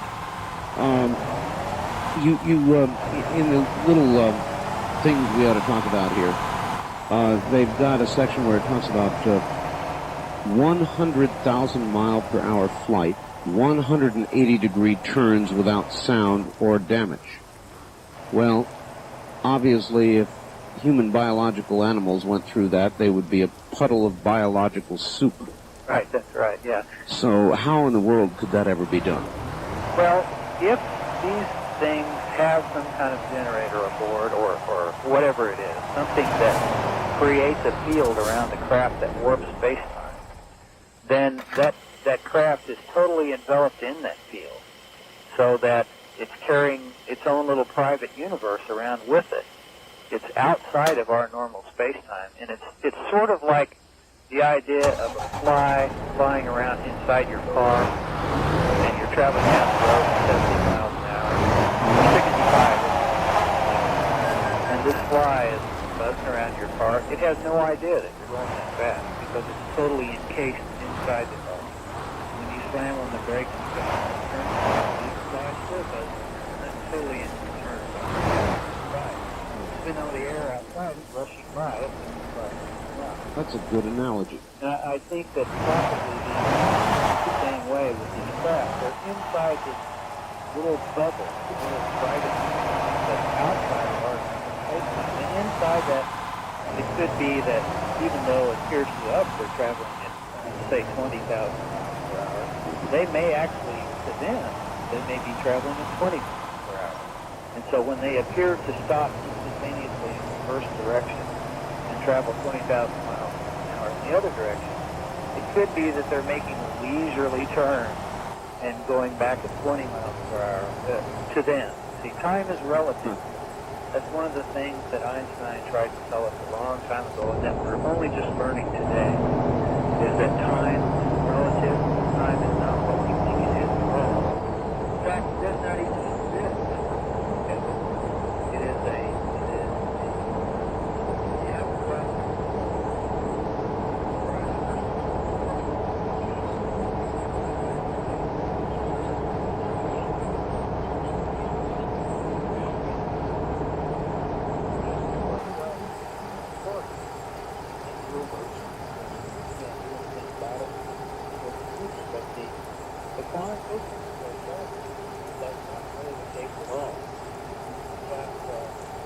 as early as 1980, in Other Worlds, Dr. Carl Davies pointed out that he said that there seems to be no strong reason for supposing the flow of time is any more than an illusion produced by brain processes, similar to the perception of rotation during dizziness. In other words, he's saying that the stream of time is an artifact of Earth's consciousness. And so that, and this is exactly what a lot of people who have been in contact with them claim to have been taken up in these ships. Well, that makes it quite a mass delusion, then, though. Yes, it does. It does. But now this is quantum physics. This is not some far-out New Age idea. This is something that's coming from the cutting-edge people in our universe who are studying subatomic particles. This is what they're pointing out. Well, then, I once saw an intriguing movie about time in which there was kind of a romance, and I can't recall the name of it. I keep thinking of Time After Time, but that wasn't the one.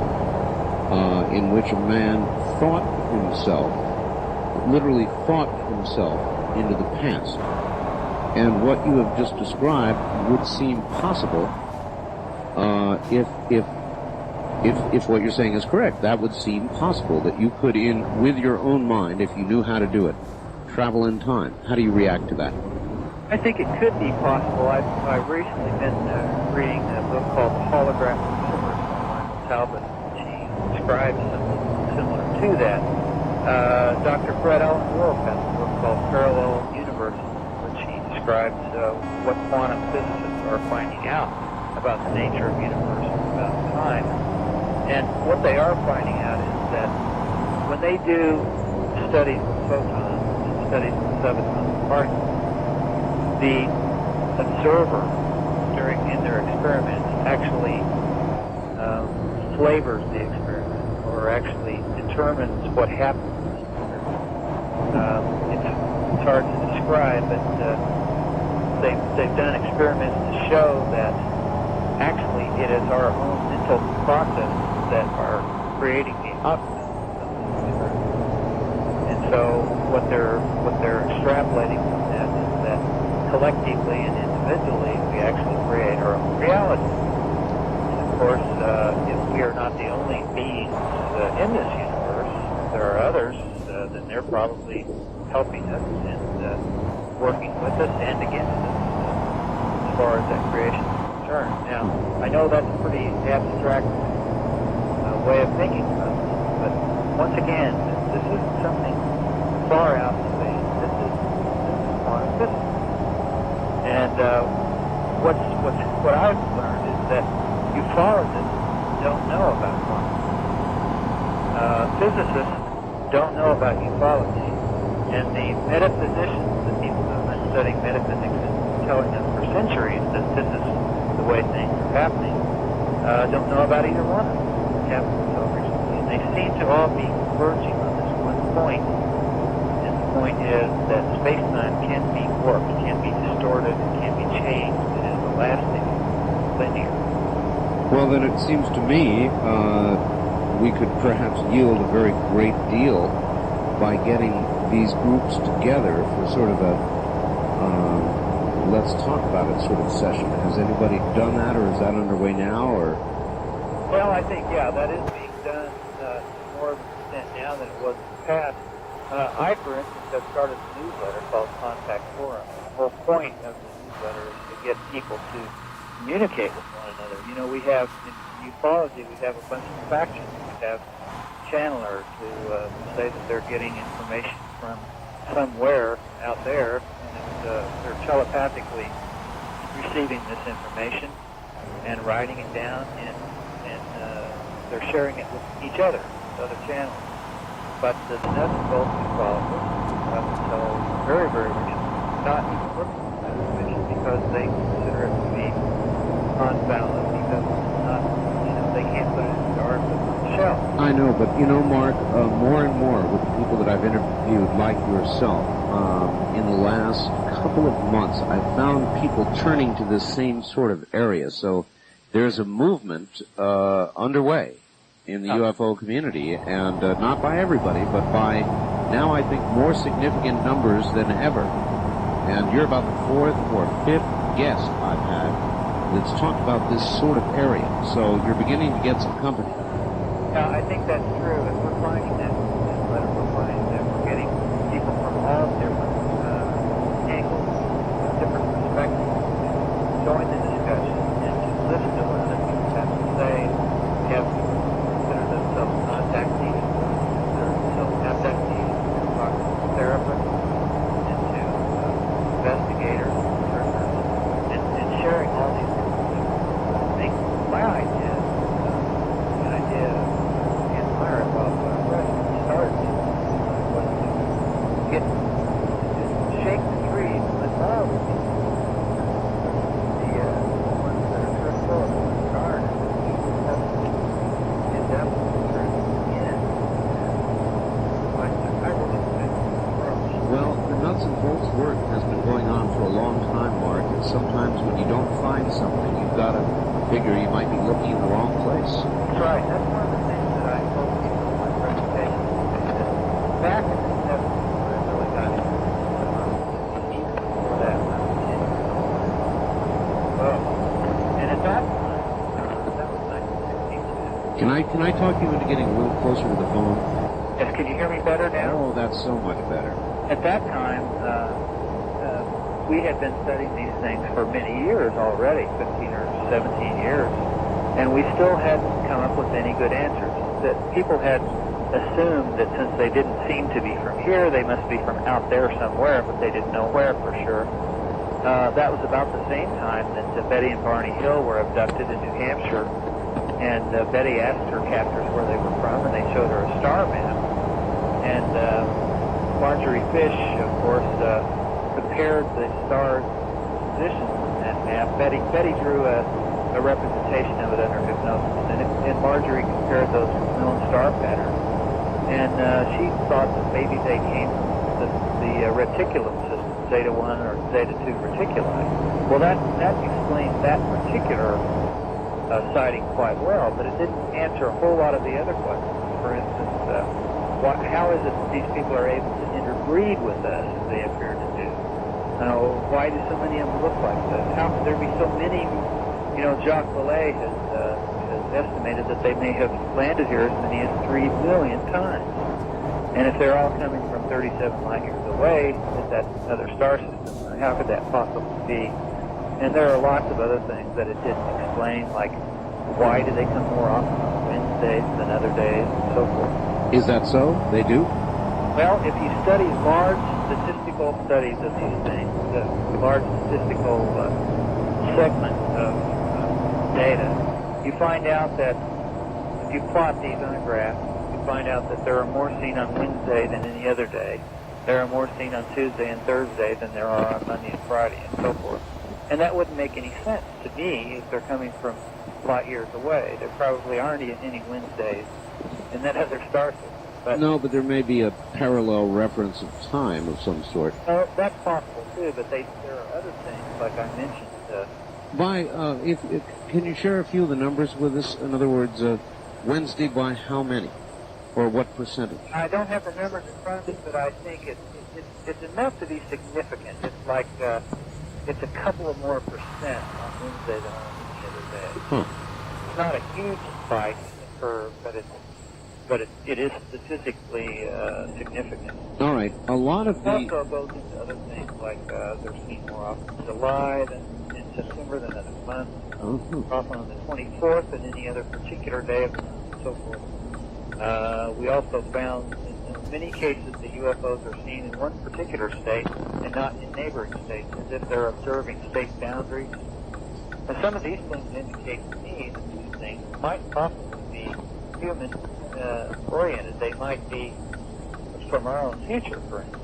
In those cases, they would have reason to observe our own minds and our own calendars, our own state boundaries, maps, and so forth. They would be able to walk in our gravity without problems. They would breathe our air without worrying about fire and so forth. But people from other planets probably would not.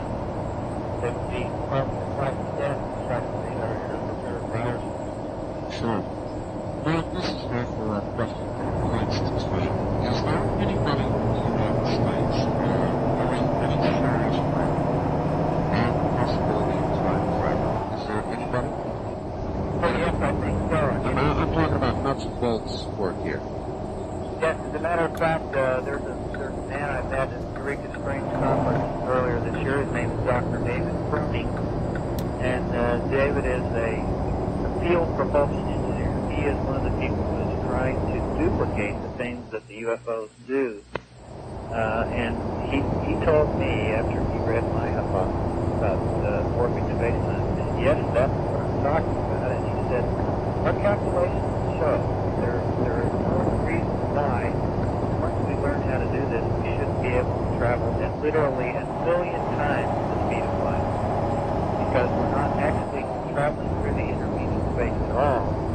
We are stepping outside of space-time, stepping back into another coordinate. In a case like this, he said it would take much longer to get out of the Earth's atmosphere, travel from here to say out very question.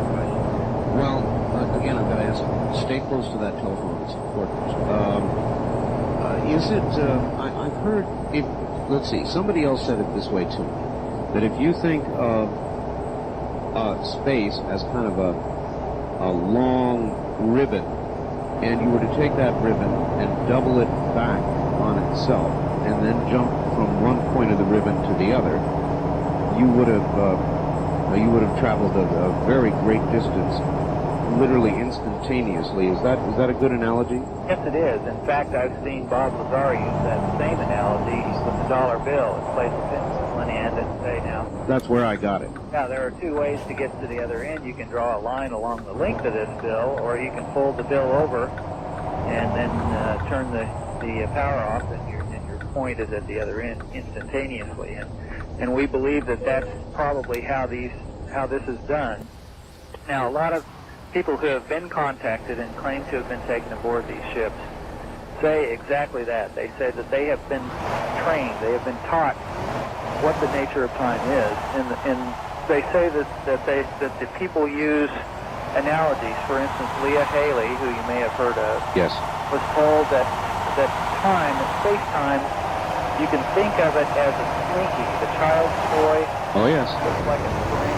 Sure. Think of it as looking like that and behaving like that, so that it's in looping rings all the time. And there are different dimensions, and each one is a different slinky, and they're kind of lined up together there. And there are places where they overlap, and you can go to those places and go into a different time, and you can travel backwards and forwards at different rates, different curvatures and so forth, and then come back to your own dimension. And so that you're able to effectively travel, as I said, to fold space-time around you and then return to it at other coordinates. All right. You mentioned the fact there was research in this area going on. Do you know if anybody has actually had any sort of mentionable success at all? Even private words given to you that you could share with us? Well, the final physics is I mentioned about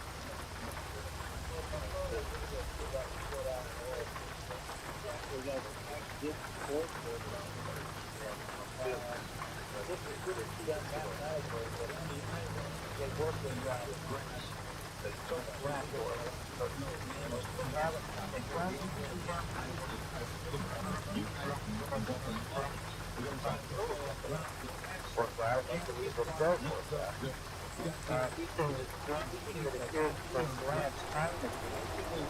devices that enable a constant speed travel and time backwards and forward must be constructible if parallel worlds exist. And then he says, assuming that the general theory of relativity is correct, then time machines in parallel universes must exist. And he goes on to talk more about this. Now, boy, I'd sure love to know how far it's been developed and what's been done. Well, Carol Alley, Oleg Jakubowicz, and William Wicks verified the existence of backwards through time travel at the University of Maryland in 1985. They performed some photon experiments. You may have heard of this, where they had an experimental setup where they had two slots, and they passed a photon through one or the other slot, and they didn't determine which one it was until the very last nanosecond. And what they were trying to prove is that the photon was either a particle or a wave, so that it either went through one slot or the other. Mm-hmm. And what they found out is that it is both. And this presented a paradox to them, because in order to be both, then it had to travel backwards in time so that it could go through both slots at the same time. Yes. But nevertheless, this is what they found. And of course, it astonished them, and it has astonished a lot of the people who have since duplicated the same experiment and come up with the same results. And what it tells them is that time, the nature of time, is not what we think it is at all, and that since these particles can apparently travel backwards in time, then anything can travel backwards in time once you are able to build a machine that's able to accomplish. All right, well, here's a fairly standard question. If indeed it is possible, then the question is, well, then why haven't we been visited by many travelers in time? To which I can imagine your answer might be, we are being visited. That's right. I think we are being visited now. I think we have been visited throughout our history, and I think that our visitors were probably here before we were here. They may have even had something to do with our genesis, with our beginnings. Do you feel that their experiments, and I should tell you we're coming close to a break here at the top of the hour, but do you feel that their interest in us is genetic?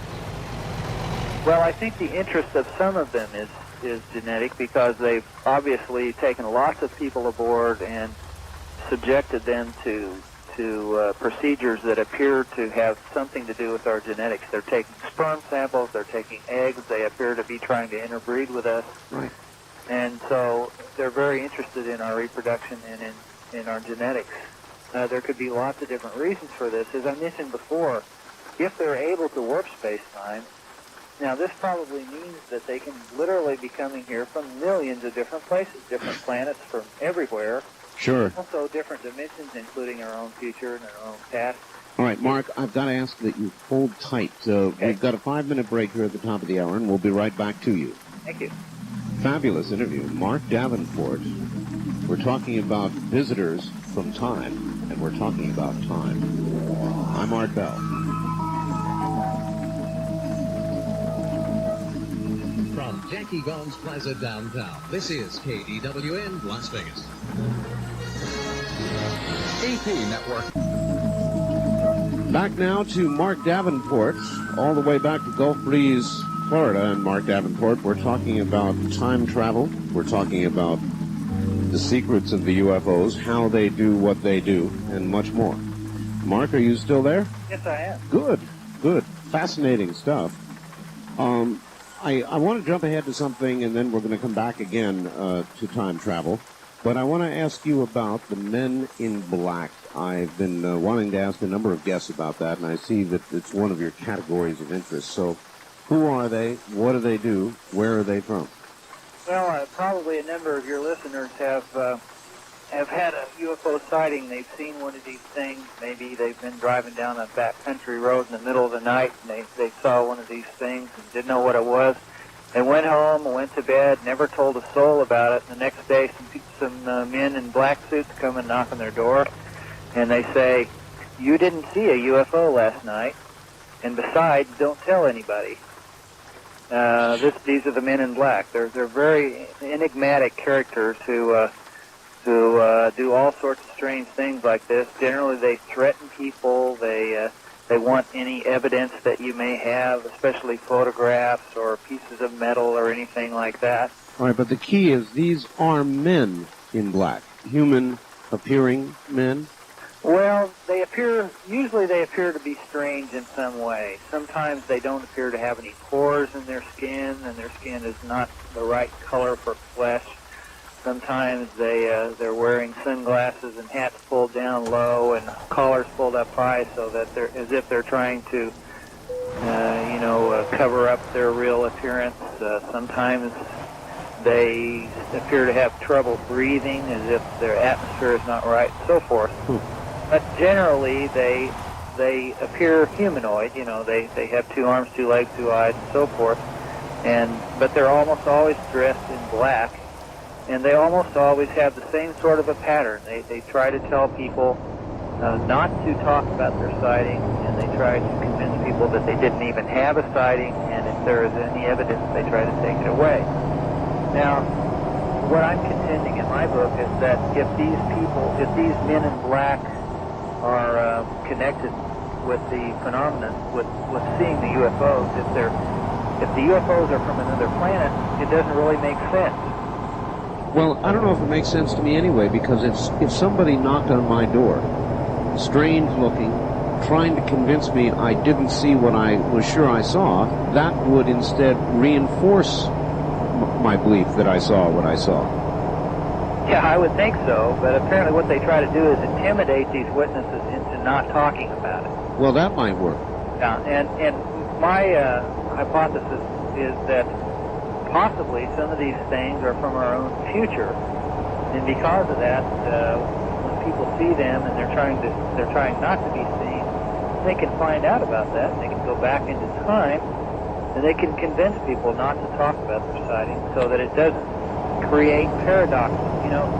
The old paradox about what if you go back into time and you make sure that your grandfather and grandmother never met one another? Yes. What happened to you? Would you cease to exist? Well, we're not really sure. If, according to quantum physics, there are parallel universes, so it could be that you only cease to exist in that one particular universe that you did that action. But we don't really know what paradoxes could happen. And so if people do develop the ability to travel through time, and some people claim that we already have done that, then there's going to have to be some sort of control. There'll have to be some sort of, call it a cosmic police force, if you will, that will have to go back and fix the things that people mess up. And well, is there not also the theory that time is somewhat elastic? In other words, if you were to go and do something that would cause a change or a paradox to occur, that even though there would be a temporary disruption, the flow would return anyway. In other words, maybe the couple divorced and then the marriage between the two people that were supposed to be married to produce you would occur. I have heard that in science fiction, but I've seen no evidence to support that from either physics or metaphysics. All right. All right, so then the standard scientific theory then is a paradox could be a catastrophic event. Could be, yes. And in fact, if you'll remember Alfred Bielek, who claims that the Philadelphia experiment, I'm sure you've heard of that. I have interviewed Al Bielek. He says that this ship, the USS Eldridge, was transported inadvertently from 1943 to 1983. Yes. In that story, and of course this is a very bizarre, far-out story, but Bielek is not the only person who claims that it did happen that way. According to him, the reason that they had to go smash the equipment aboard this Eldridge is so that a wormhole that they had inadvertently created between 1943 and 1983 could be destroyed so that it wouldn't swallow everything. They didn't know what the consequences of this might be if they didn't stop it, nip it in the bud, so to speak. Do you have any view, by the way, on the credibility of all that? Well, Bielek is the first to admit that since he has been brainwashed following the secret government project, that he's not sure if his memories are correct or not. Preston Nichols, who wrote the Montauk Project, which is about the other end of this, the 1963 end, he will tell you the same thing. He's not really sure if the memories are correct or not. But there are several people now who are coming forward to say that yes, something like this did happen. There was something wrong with time. People were messing around with time. They were also messing around with things like mind control and some really bizarre technology. So I think that something strange did happen. We don't know if it happened just as Bielek said or not, but something did happen, and time was involved with it. I want to talk about the government cover-up a little bit, but I want to preface my question about the government cover-up with the following. Recently, our government began revealing to us something that I think almost no American would have believed, and that is that our own government gave shots with radioactive material, plutonium, very poisonous material, injected American citizens. Now, I hear all the time, Mark, people saying, look, the government could not possibly cover up. It's not efficient enough. Rumors would get out. The government could never cover up this whole UFO business. But in fact, we have recent evidence that they've covered up something incredible. So why not? Well, I have two answers to that. First of all, the government didn't cover up the UFOs. We've known about it all along. You and I know about it, and so does a good portion of the population. So they haven't covered it up. It's not a secret. It's only a secret to people who don't want to believe in UFOs. The second, and of course, the Roswell crash is now almost 100% proven. There are hundreds of witnesses, and so it really is a secret. And though, even though it's sort of an open secret, the fact of the matter is they still don't admit it, and they still laugh it off, and they still deride people who say the kind of things you're saying. So there is a cover-up that continues, even though everybody knows. Well, absolutely, but it's interesting, you know, the U-2 spy plane did not exist according to the government. Years after the thing was even the capture, the SR-7 Blackbird did not exist officially. And in fact, Area 51 did not exist officially. If you tried to about that area in Nevada where these planes were developed, and where now we're talking about the Aurora plane, that's Mach 7 or something like that, is supposedly being developed. They don't even admit that the facility exists. So it is a standard government procedure to lie about things like this. It's standard procedure. And of course, you're talking about the people who were injected with radiation. It's common knowledge that the CIA for years gave people LSD. They have, our government has... Yes, well, my point was, until they wanted us to know it. Yes, we didn't know it. We didn't know it. And God only knows what it is that they're keeping from us that they don't want us to know. The government is very good at keeping secrets. The Manhattan Project, for instance, was kept a secret. And we have all sorts of technology, of weaponry that is secret. Well... I don't think they have any problem with keeping this a secret. And even, as you point out, when it's openly known, they don't admit it. I lived for many years on the island of Okinawa, out in the Pacific, and every single day and night many times, KC-135 tankers would take off and refuel B-52s that were en route to Vietnam. Now, every day, the Okinawan press, the television stations, would go out and they would actually film the 135s taking off. And they would go on the air with it the next day. This went on for years, and they would get a military spokesman who, while he was denying it, saying absolutely not, they're not on the island, the video of the 135 taking off would be on the screen. Yes, that's the standard procedure. That's the way governments work. That's the way military works. And anyone who's ever been involved in any intelligence agency will tell you that that's one of the first lessons that they learn, is that if you deny things often enough, people will believe the denial, and that's the objective. Well, precisely. What is it Linda Corteil? Or is it Linda Corteil? I guess Tile or Teal? That's not her real name. Bud Hopkins gave her that name to protect her true identity. Cortila, I think, is the way he pronounced it. Cortila. What is her case? That's a fascinating case. She was supposedly abducted from her 12th-story Manhattan apartment by being taken through the closed window of her apartment and levitated to a hovering flying saucer outside. There were other witnesses to this. There was a woman on the Brooklyn Bridge her car was stopped and she saw this. There were two security men who were taking some kind of government VIP to a heliport transport, and their car stalled apparently, and they saw this happen.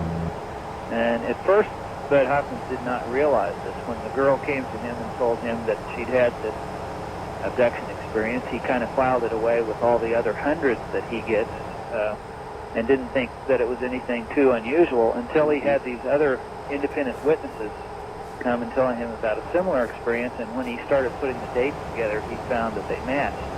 So this made it very, very important, not just because there were multiple witnesses, but because one of them was a very important government official. And the interesting part about this to me is that Bud has been criticized for accepting some of the testimony in this for the reason that there is a dock that should be in view of the apartment.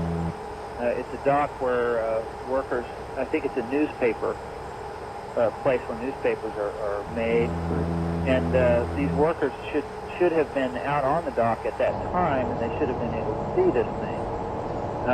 If my hypothesis is correct, it could be that one of these UFOs could be right in front of your eyes, and if it's encased in this field, enveloped in it, it would be invisible. Could be invisible under certain conditions. It could be invisible, so that the people who are in other directions and who are at further distances or nearer distances may have been able to see something there, whereas the dock workers may have seen nothing.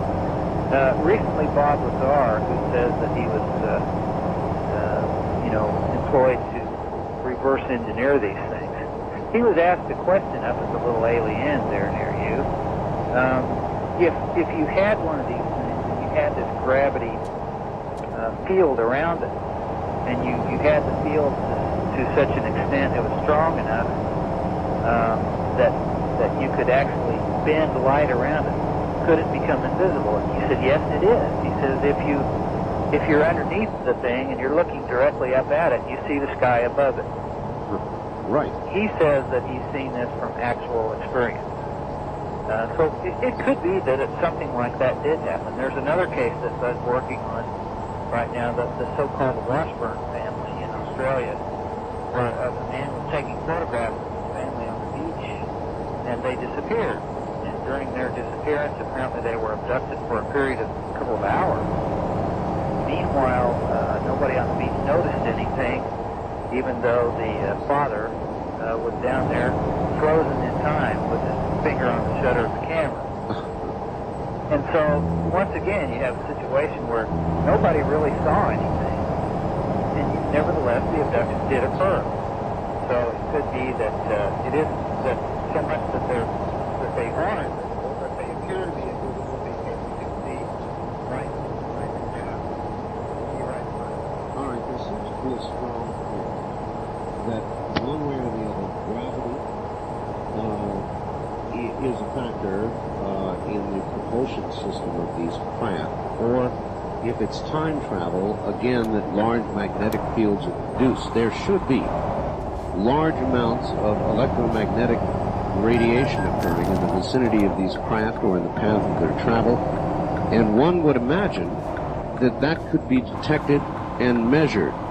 And if that could be done, I'm leading you down a big road here, Mark, why couldn't a person put together some sort of device that would warn of large electromagnetic radiation, almost an alarm? Does that make any sense? Well, ufologists have been doing that since probably the 60s. They have been building these little magnetometers and having them on their front porches. And whenever the things go crazy, they go out and look for UFOs, and often they see them. So as far as that's concerned, yes, there are electromagnetic fluctuations that occur in the vicinity of these things. Now, some of the points that I've tried to make is that UFOs appear to have the ability to emit electromagnetic radiation of all different frequencies, from the lowest wavelength of radio waves up through microwaves, infrared, the whole total visible spectrum, ultraviolet, X-rays, gamma rays. Do they shift through it? Do they shift through those spectrums, or are they in all spectrums simultaneously? Well, at times they shift from one to the other. At times they're radiating different spectrums at once. It's kind of an electromagnetic soup of all different sorts of things. But it appears to me that it could be that almost all of this radiation, you see, electromagnetic waves, whether it be radio waves or gamma rays or anything in between, are exactly the same except for the wavelength. In other words, the frequency, the distance between one sine wave peak and the next. And so, if these things are surrounded by this field that warps space-time, then they could have just simple heat being radiated from them. And as it goes through that field, the field itself could have a Doppler effect. It could actually change the wavelength of that so that it's a different frequency. So that sometimes when we see these things at night and they're glowing so brightly, we're seeing all kinds of different colored light displays and so forth. It could be that we're seeing nothing more than the heat that is subject to a Doppler effect from all of these things. Boy, absolutely fascinating. Of course, we have also measured all different frequencies of radiation. There have been many cases where people have been sunburned. You may remember the Cash Landrum affair down in Texas, where the recipients, they not only had ultraviolet, they were sunburned, but they also appeared to be subjected to either gamma rays or X-rays, some kind of hard radiation. They had radiation sickness and were hospitalized off and on for a period of years after that. There have been other cases where people have been subjected to extreme heat. There were a couple of countries that had before us in Brazil back in the 50s who they had to strip their clothes off in secretion because they were on fire. They were so hot. It could either be large doses of either infrared or microwaves. There have been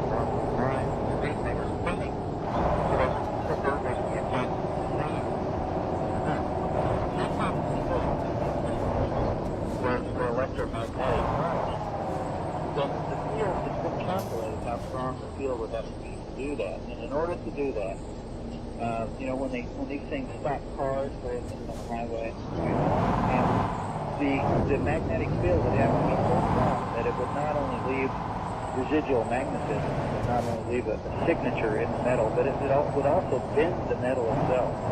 It would blow out all the circuits in all the radios. And incidentally, it would blow out the fuses in power grids that were nearby and so forth. Almost like the EMF effect. And we have not found that to be the case. We've measured the cars that have been subjected to this and found that the magnetic signature is no different from another make and model that's the same. We have also found that the cars can start by themselves after they've been stopped. This is more common than most people realize. In some cases, the drivers, they're driving along this back road at 3 o'clock in the morning. They see this light and start to worry that pretty soon the light comes down and lands in front of them. Their headlights dim, and they go out, and the engine dies, and the whole car is dead, and there they sit with their mouth open looking at a UFO in the middle of the road. Perhaps a stupid question, but is there any difference between those people with modern cars and computer ignition systems versus the older? I don't think any studies have been done about that, but I know that this is still happening. It was happening in the 50s and it's happening now, so I would assume that probably that doesn't really have that much of an effect. But what we find is these people, they sit there for a period of, they're not sure, maybe a few minutes or even an hour or so. And then when the UFO leaves, the car starts running by itself. And sometimes if they're not paying attention, they can be in danger of having a wreck. They have to grab a hold of the steering wheel quickly because the car starts going down the road again. And we've had the same thing happen with the power grid. There were cases in Argentina where UFOs overflew a city and all the lights in the city went out. And as the UFO left, the lights came back on, which is fine, except the power company officials never could figure out how that would happen because the power grid was designed in such a way that once it went out, it had to be restarted manually in several different locations by technicians. And of course, the technicians weren't even aware of it yet. And now the same thing happened in Kuwait a long time before Desert Storm. There was a case where a UFO flew over some automatic oil pumping equipment, the type that was destroyed during the Gulf War. Stuff is designed so that it cannot come back on by itself for safety purposes. If a pipe ruptures or something like that, you don't want the equipment to come back on and pump the oil out on the ground. But nevertheless, it stopped while the UFO was there, and it started up by itself without any help from any technician. All right, then again a question back to the power companies. Mark, I'm a ham radio operator, so I know something about this. During solar eruptions, severe solar eruptions, power companies experience surges in long lines that sometimes will kill power. So in other words, the energy from the sun during that eruption is sufficient to actually disrupt power companies. The kind of radiation that you're talking about is so tremendous that presumably if you were to look at power company anomalies, you might be able to come up with something. What about that? Well, I think that may be true. In some cases, the disruption could occur because of radiation. In other words, they keep fairly careful records, don't they? No, I can't speak for them. I'm sure that every power company is different, but I can say that I believe that most of these interruptions are not occurring because of large doses of radiation. I think they're probably occurring because the field that's warping space-time is coming in the vicinity of a trunk line.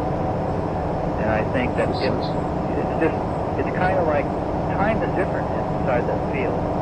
And if the field comes into contact with the line, then the electricity flowing through the line is flowing at a different rate than it normally does. So it slows down tremendously so to us it disappears. Yeah, the lights go out. There is electricity flowing, but it's flowing very sluggishly. Instead of flowing like water, it's flowing like honey or molasses. All right, hold that thought, Mark, for just a second while I ID the radio station. From Jackie Goss Plaza downtown, this is KDWN Las Vegas. With Area 2000, for a Sunday evening. I'm Art Bell. Good evening. My guest is Mark Davenport. We're talking about time, visitors from time, UFOs, how they travel, how they do what they do, and what might be. All right, Mark, are you still there? That's right. All right, great. Well, anyway, I was just, my comment about that, Mark, was just that it might be a fertile area of research for somebody to start looking into power company surge records, or for any anomalies, particularly in the system notes.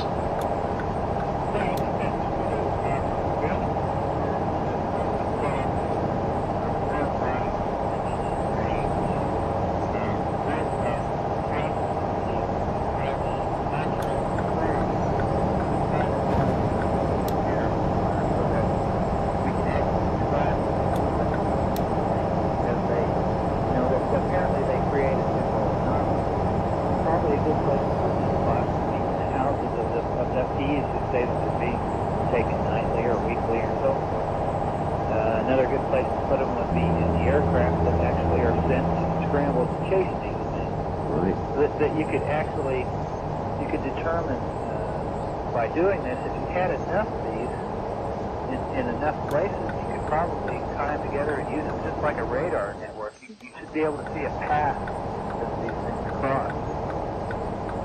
Wow. That's an awfully good idea. A lot of people are doing abduction research now. I found that UFO researchers who have, started at the beginning many years ago, come to a point where they settle their mind that the UFOs are real. Then they begin to move into abduction research. And most of them seem to say that's where they think we should be concentrating now, on the abductees. Do you agree with that? Well, I think so, absolutely, because it reminds me of our SETI program, the Search for Extraterrestrial Intelligence, where we were spending millions of dollars to look clear out to the edge of the universe in hopes of finding signs of intelligent life by decoding radio signals. Meanwhile, UFOs are landing by the hundreds of thousands in people's backyards. And I think we were kind of looking in the wrong place there. And I think maybe we're doing that when we take soil samples and things like that. Now I do this. I'm not trying to run this down, but I do think that maybe we're concentrating too much on the effects of these things rather than the cause. And I do think that it's extremely important that we study the abductions and what's going on. And I'll go a little bit further and say I think it's very important that we listen to what these people are being told by these visitors. Now, back in the 50s, you'll remember there were the contactees like George Adamski and Howard Minger and the rest of them, and they said that they were taken aboard these craft and shown lots of things and told that we need to love each other and we need to stop with the nuclear business and that we need to not pollute our planet. That these utopian ideas. And of course they were laughed at by most of the population and everybody thought they were nuts. And now we're finding out that we're in a situation here where if we keep up the way we've been going for the last few decades, if we keep it up much longer, we're not going to be able to survive on this planet. And so maybe what these people were being told, maybe they weren't nuts. Maybe they were contacted, and maybe they were being told these things legitimately, because now, since we didn't listen to the contactees, that was about the time back in the 60s when the abductions started in full force. And now we're finding, I've asked all the abductees that I've asked, which is the last 30 or so that I've talked to, I've asked them 3 questions. Do you consider yourself an environmentalist? In other words, are you concerned about what we're doing to our planet? Do you consider yourself a human rights advocate? Does it bother you that what we're doing to minorities and so forth? Do you consider yourself an anti-nuclear advocate? And without exception, every single one of them has said yes immediately to all 3 of those questions. Recent converts, Mark, or had always been that way? Well, it could be that the that they're selected because of their ideas, or it could be that their ideas are a result of programming. You know, David Jacobs talks about the anatomy of an abduction scenario where people are taken aboard and they're subjected to examinations. And one of the things that's done is there's the staring procedure where the so-called alien gets 2 inches away from their face and stares deeply into their eyes. And while this is going on, a lot of them report that they feel like information is being sort of sucked out of their brain, and other information is being put in there, injected into their brain, and consequently, after the abduction is over, a lot of these people are changed. Spiritually, they become more spiritual. They appear to begin to have some sorts of psychic powers and so forth, and, you know, more ESP and things like that. And also, it appears that they're actually changing the way our attitudes about each other and about our planet. All right, let me lead you down a road. Would you agree that it is true that abductees frequently are abducted many times, or that even over a series of a period of a lifetime, or even beyond to the relatives of the abductees? Is that true? Yes, almost invariably we find when someone is an abductee, if you delve deeply enough into their family history, you'll find out that in most cases they were abducted from the time they were infants or children, and in most cases you'll find someone else in the family, the mother or the son or someone else who was also abducted. All right, that being the case, Mark, it occurs to me that you could literally send a message to the aliens, perhaps through an abductee, and I wonder if that's occurred to you, and if it has, or it hasn't, I'd like to ask anyway. If you could send a message to the aliens, what would it be? Well, this is being done now. There's a man named Daryl Sims who is I think he's the Houston MUFON director, and this is one of his main projects is to, he puts abductees under hypnosis and gives them post-hypnotic suggestions so that the next time they're abducted, they will awaken during the process, and they will give a message to their captors, and they will also be able to remember things that normally they couldn't remember. I'll be darned.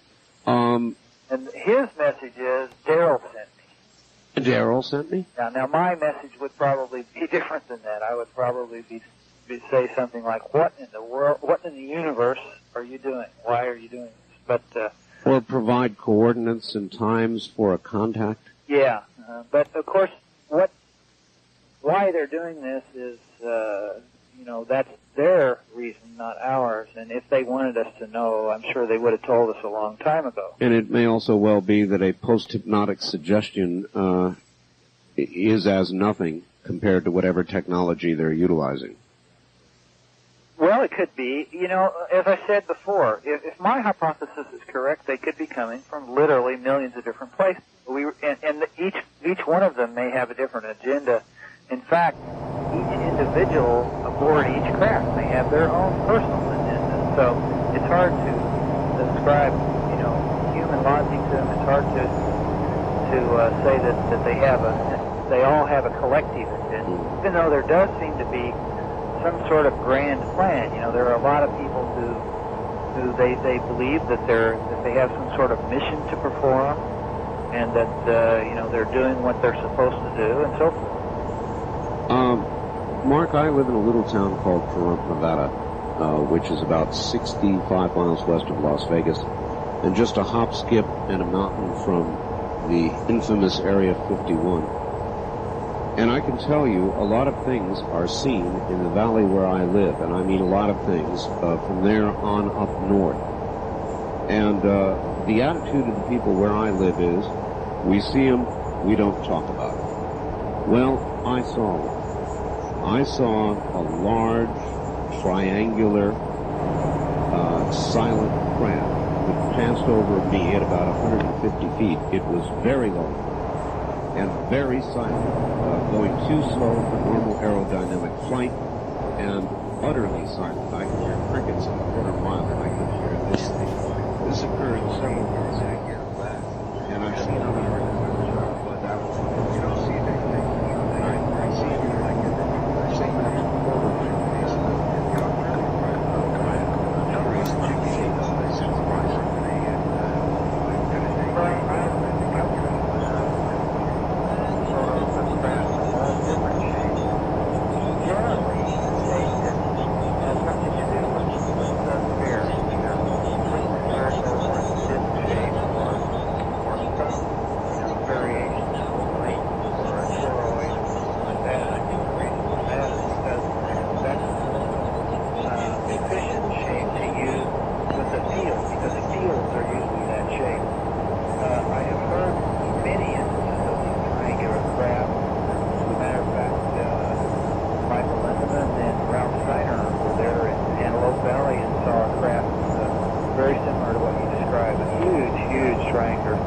This was huge. It runs slowly on several different axes, as if it could rotate in any direction, and then kind of floated away.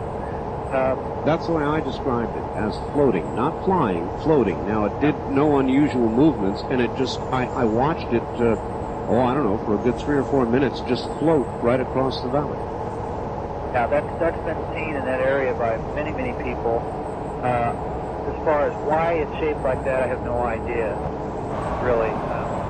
And I don't know who built it. You know, there's a lot of government stuff in that area. Oh, yes. It could be something of our own. You know, if Lazar and others are telling the truth about the fact that we are reverse engineering these things, then it's very possible that we could have figured out how they work, how to get them to stay in the air, and we could have built our own. Or it could be that these are simply from some different place. As I said, once again, millions of different places they could be coming from. Or as Carl Sagan would say, billions of different places. Do you, by the way, do you have any, I ask a lot of people about Carl Sagan when they mention him. He, of course, has kind of turned, as it were. And what do you think about Mr. Sagan? Well, Mr. Sagan is a brilliant man, or Dr. Sagan, I guess.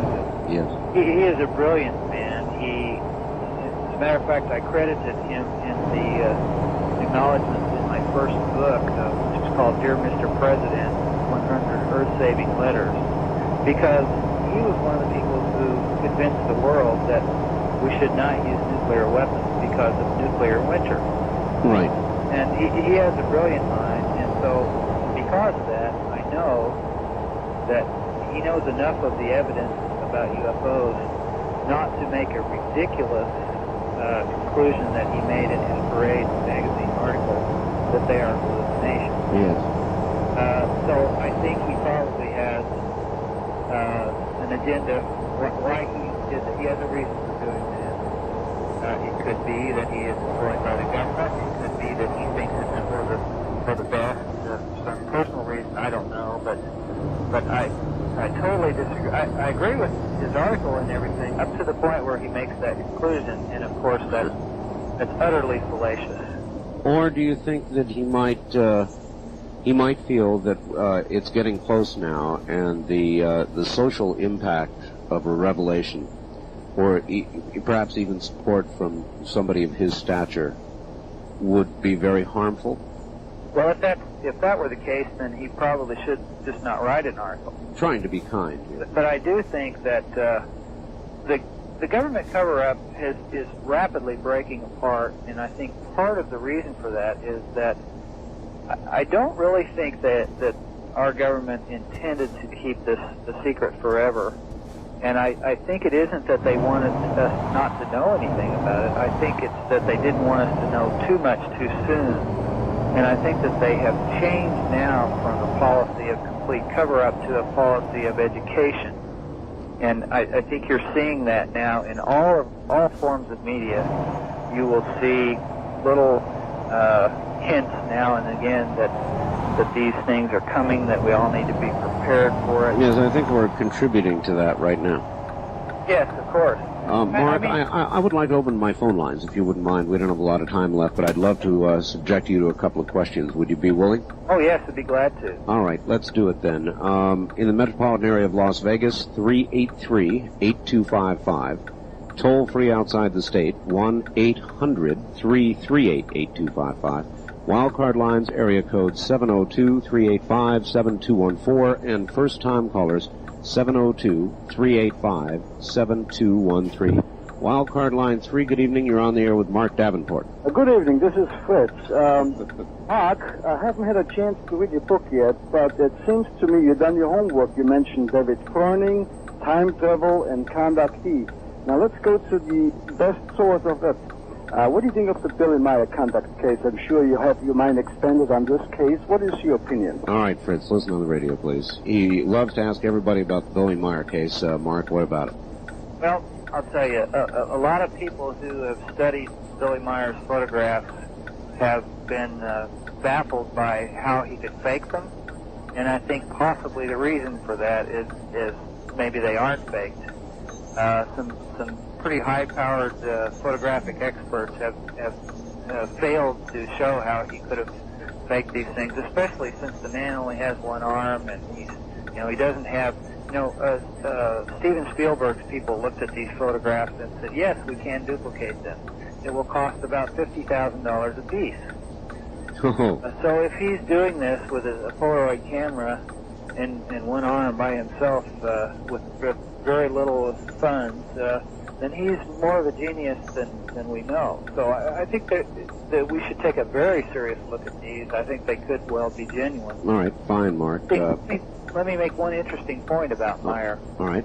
He has said that the reason that his photographs are clear is that he is taking them at a time when he is instructed you can take them now, and he has tried to take photographs when he's not instructed to, and they don't turn out. And I think maybe the reason for that is the field around these craft is being manipulated so that he can take good photographs. All right. Good evening. On the first-time caller line, you're on the air with Mark Davenport. Yes, Mr. Bell, I would like to ask Mr. Davenport if he believes that these sightings of UFOs or these entities have anything to do with biblical beings like angels or demons. All right, thank you. Religious ties, Mark? Well, I think there is very definitely a spiritual component to these things. I think they've been around, as I said, probably as long as we have. And I think that that what we're seeing now could be the basis of many of our religions, also our ancient myths, and so forth. And I think that it's very possible that the angels of the Bible could be the exact same thing that we're seeing now, and we call them euphonauts or visitors. Or the Bible is full of classic UFO sightings and abductions. We have Ezekiel, for instance. We have Enoch. Well, that book that's apocryphal, but we have Elijah and Elisha that were taken up into something. We have the pillar of cloud by day and the pillar of fire by night that led people through the desert. We have the Star of Bethlehem and all sorts of instances of things that could be interpreted as classic UFO sightings and classic abductions. We have Saul's vision on the road to Damascus. So I think it's very possible that these things are connected. And who knows? Maybe these UFOs are messengers from God. Who's to say they're not? Who's to say they're not? That's right. Line 1, good evening. You're on the air with Mark Davenport. Good evening, Mark. I was wondering if you said that we're forecasting that June 5th, 1995, you're supposed to make contact with us. What do you think of that? All right, thank you. I've heard all sorts of dates since the 60s. I've been hearing dates when they're supposed to do this or they're supposed to do that, and almost universally they don't. I think there may be a lot of reasons for this. For one thing, most of these dates they're channeled information, and usually all this information is subject to the interpretation of the channel, so that the information is not coming, for instance, it's not coming to us in English, it's coming in thought, and we have to interpret whatever it is that we're receiving. And even assuming that the information is correct, the interpretation may be wrong.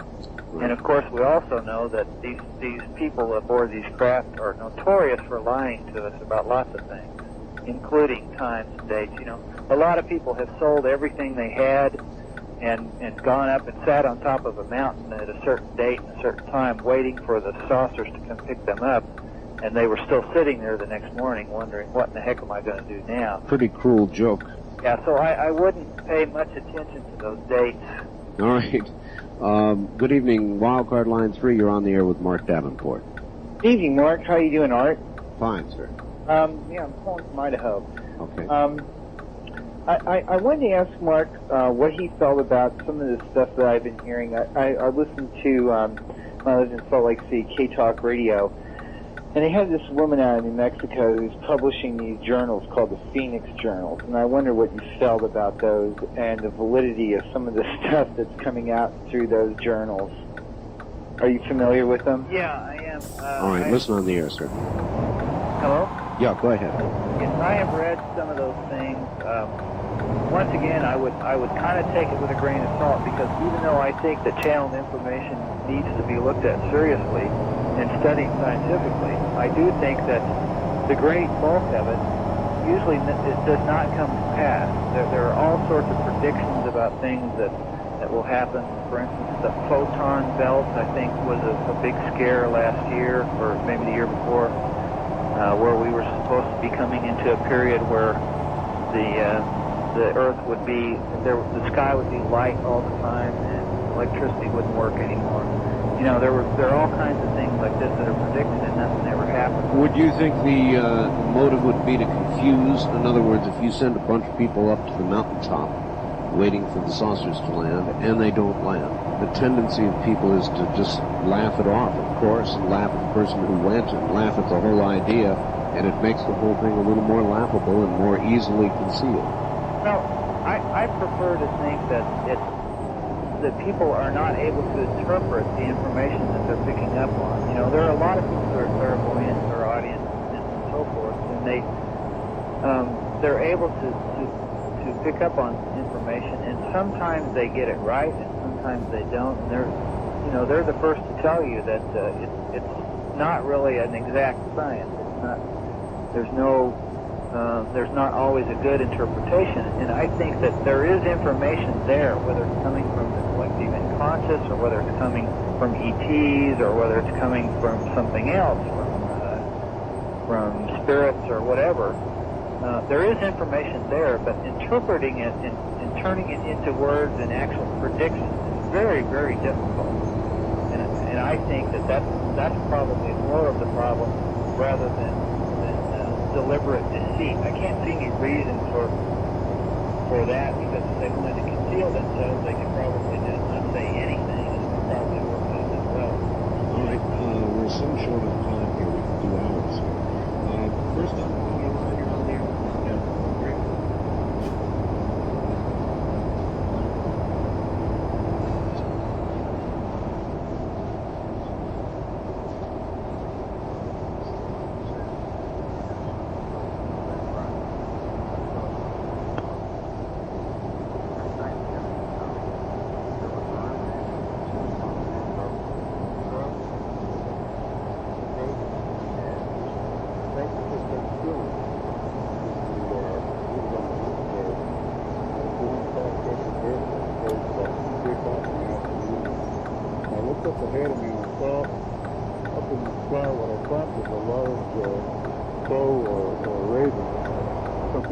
Black kind of moving around in the air, and I was driving in a 90 aerosol van which has a high windshield. And so as I got closer to this thing, I realized there was something in front of it. It was like a black line was trying to provoke the plane pulling the target. Okay, we've got to hurry here.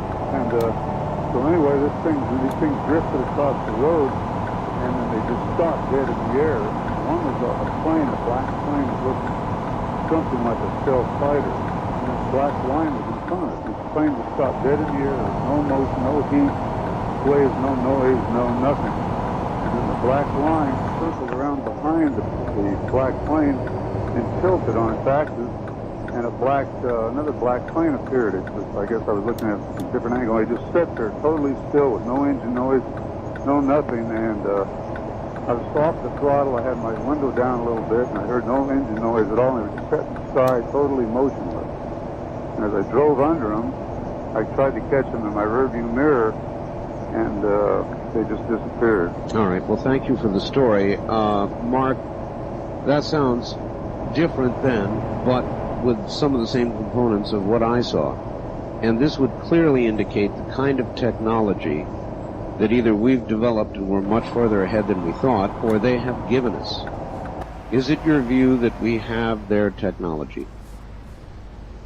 I think that some elements of the U.S. government know one heck of a lot more about the technology than they're telling us, because I think as early as 1947, when one of these things crashed near Corona, and it was the people from Roswell Army Airfield recovered the debris and the objects. I think since that time we've been studying these things very closely and trying to duplicate them, and it's very possible that we could have had some success at that.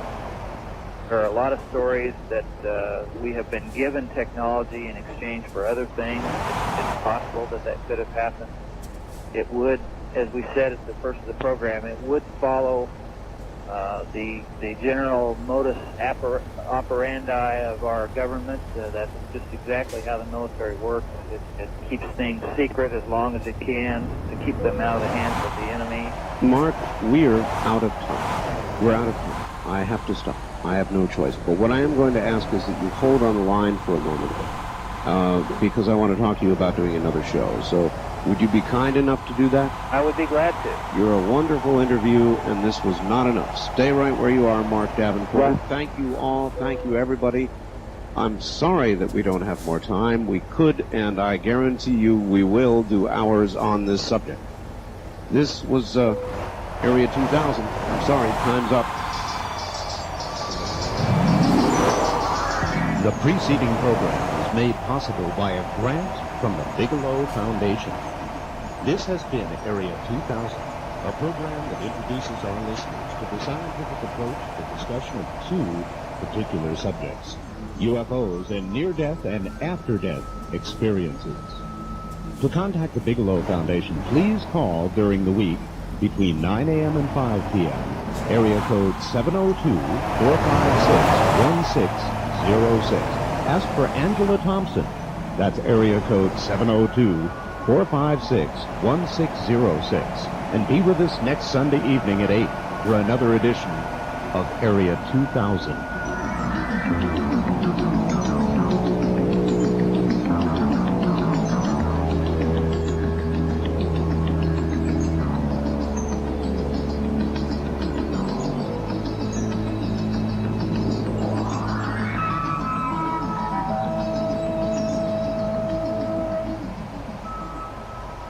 Plaza downtown. This is KDWN Las Vegas.